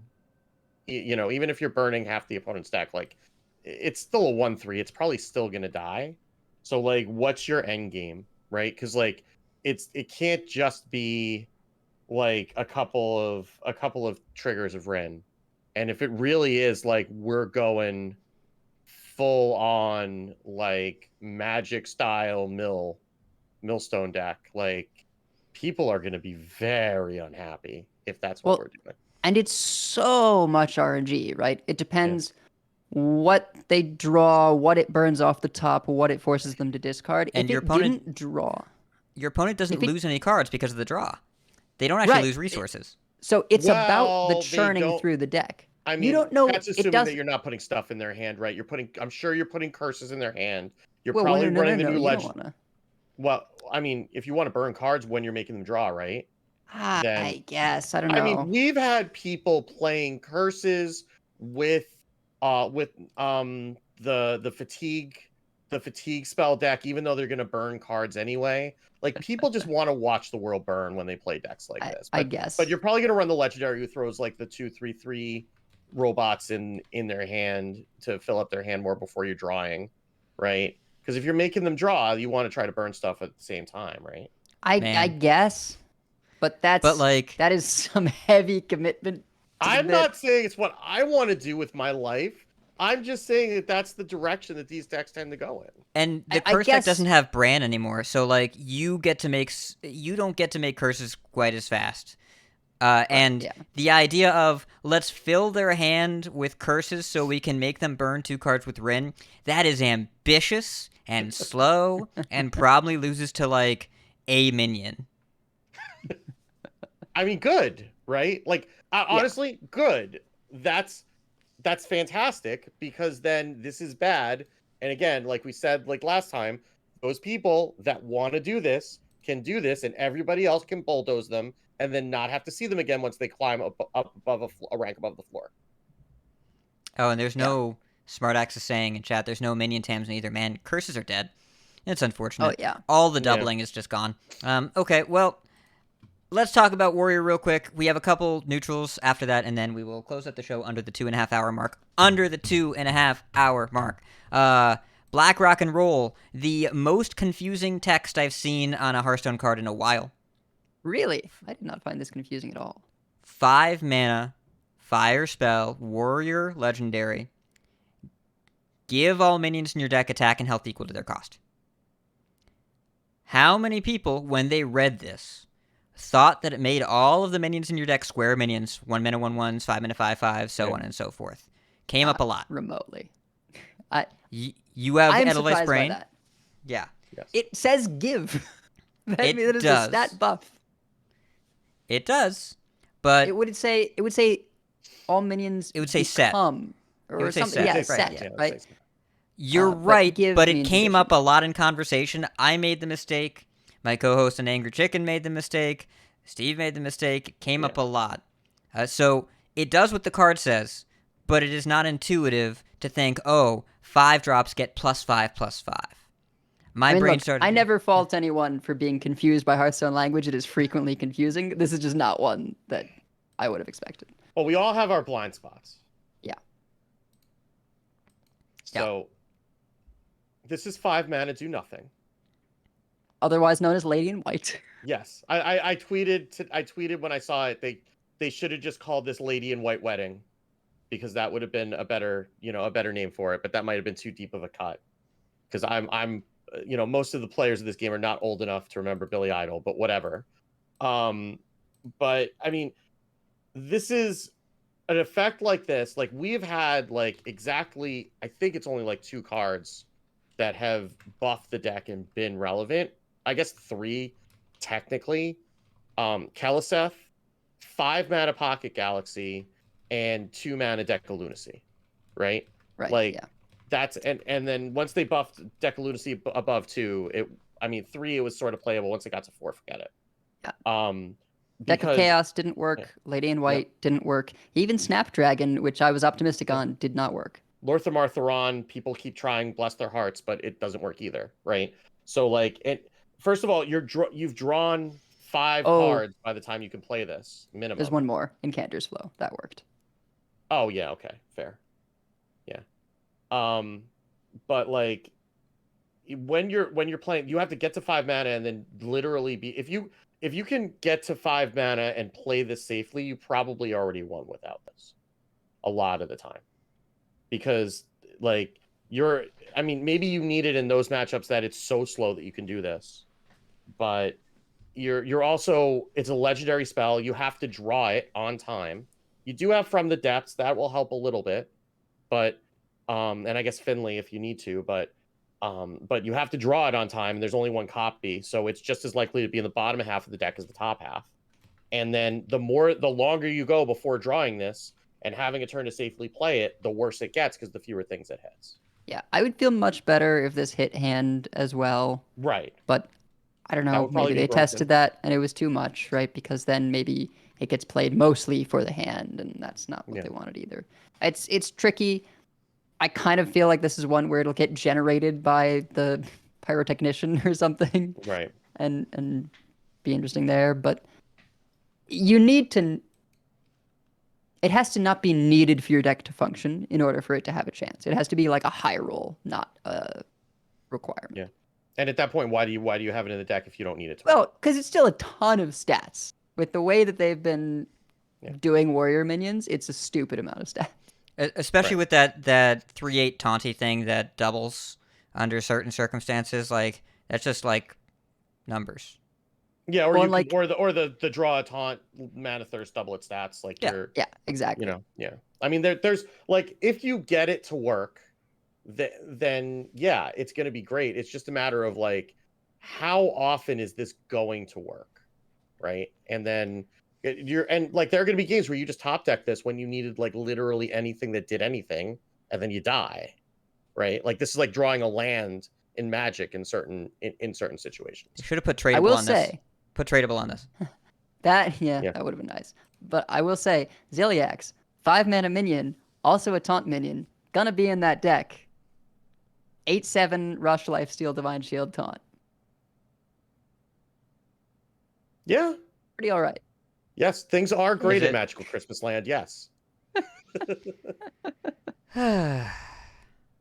Well, I have to think about that Ziliax all day now, so thanks for that.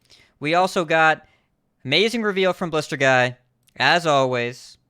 Really, really fun. Sorry about the stairway, man. But we got the Riff package. So, 2 mana, Verse Riff. Give your hero +2 attack this turn, gain 2 armor. Finale, play your last Riff.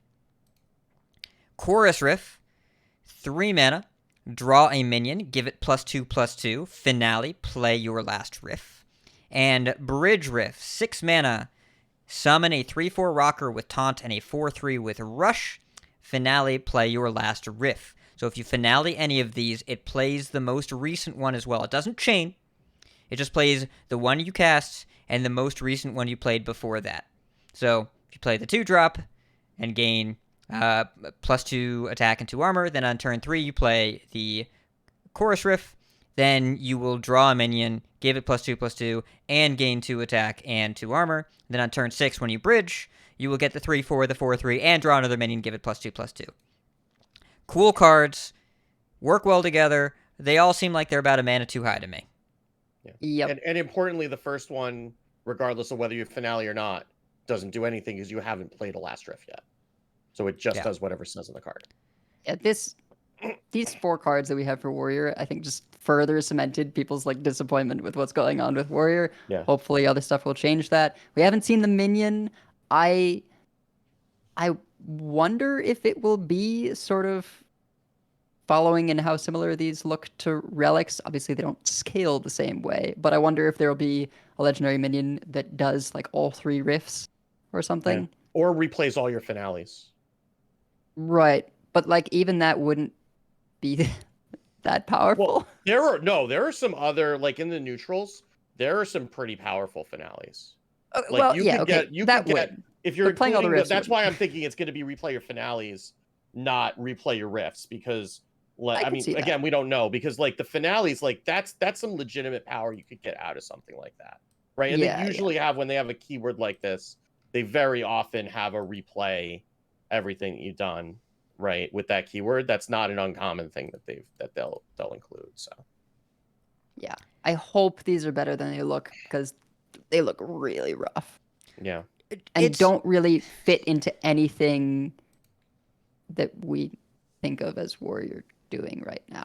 Because it's a bunch of spells and Enraged Warrior is the only functioning warrior deck. yeah.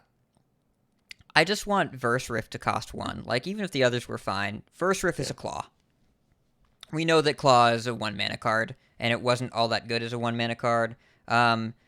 The Relic problem was the first one you play is always bad, but then after that you can scale, and it's fine. These don't scale, and the first one is going to be even worse than Relic of Extinction, or even Phantasms for 1/1s. Well, Yeah. you Well, also and, have like- Relic Vault, right? That makes them better. Yeah. Like, you don't have Rift Vault or whatever. And I feel like you're always gonna kind of take the hit somewhere. So, like, if you play Verse Riff, that means that your next one has to play Verse Riff, which isn't really what you want. And if you use Verse Riff to replay one of the other ones, well, then still your next thing is gonna replay Verse Riff, and like it's just.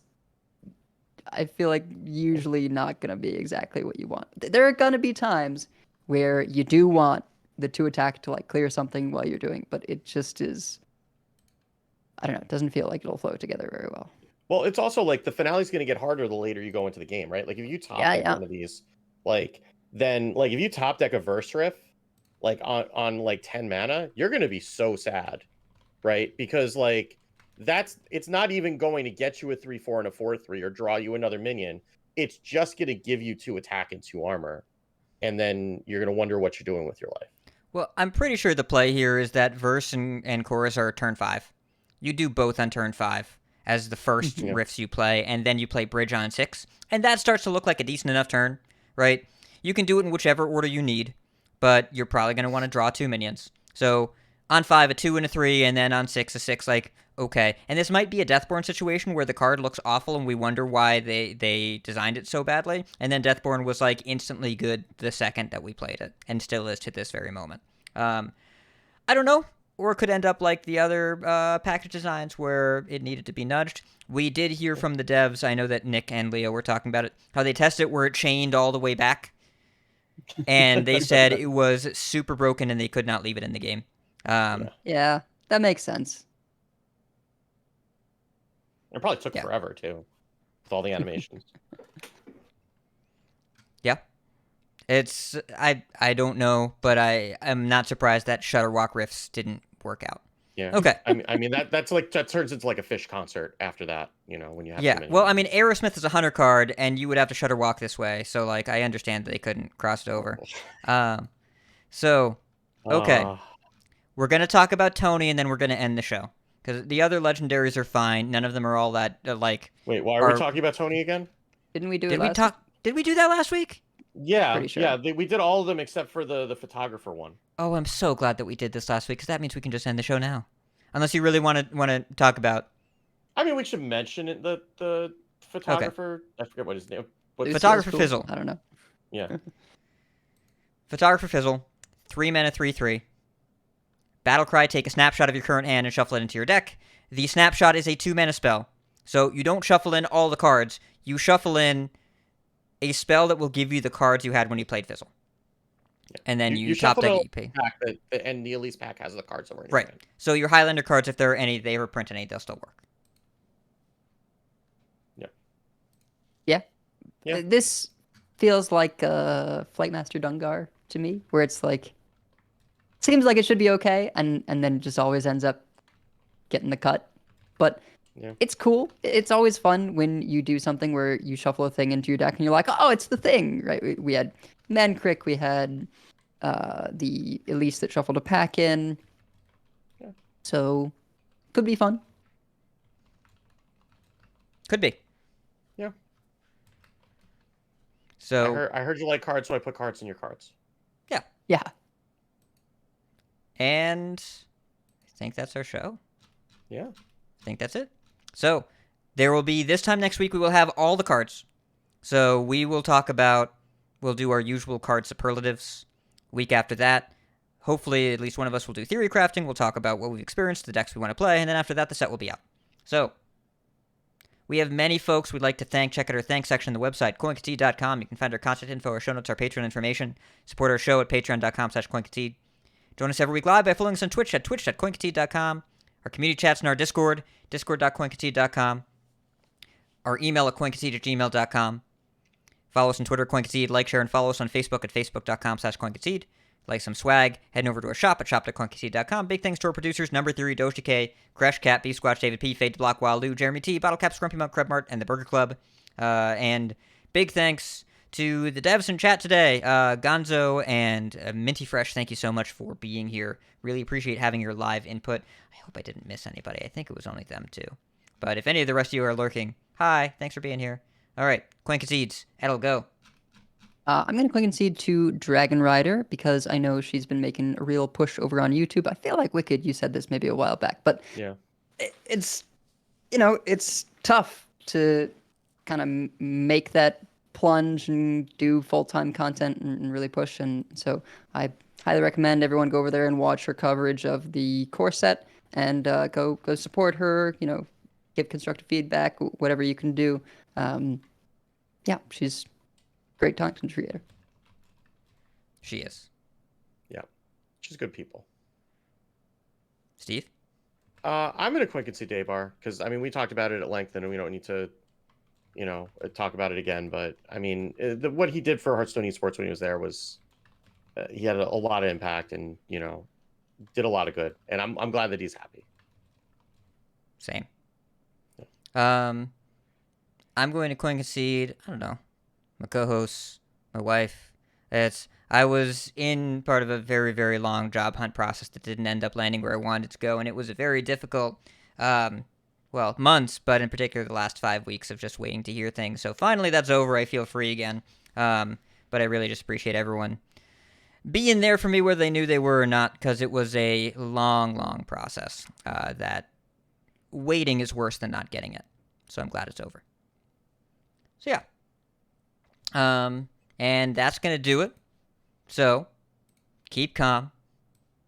And, I don't know. Bounce around. Keep calm and bounce around. And if you see us on ladder, coin concede. Coin concede. Coin concede. Cool. All right. I'm very impressed. We did it. I was pushing. We did, yeah. I'm so glad we That don't have to talk iron about was Tony. an Really fifth. easily could have been 3.5. What is 388? Is that where we are? Yes.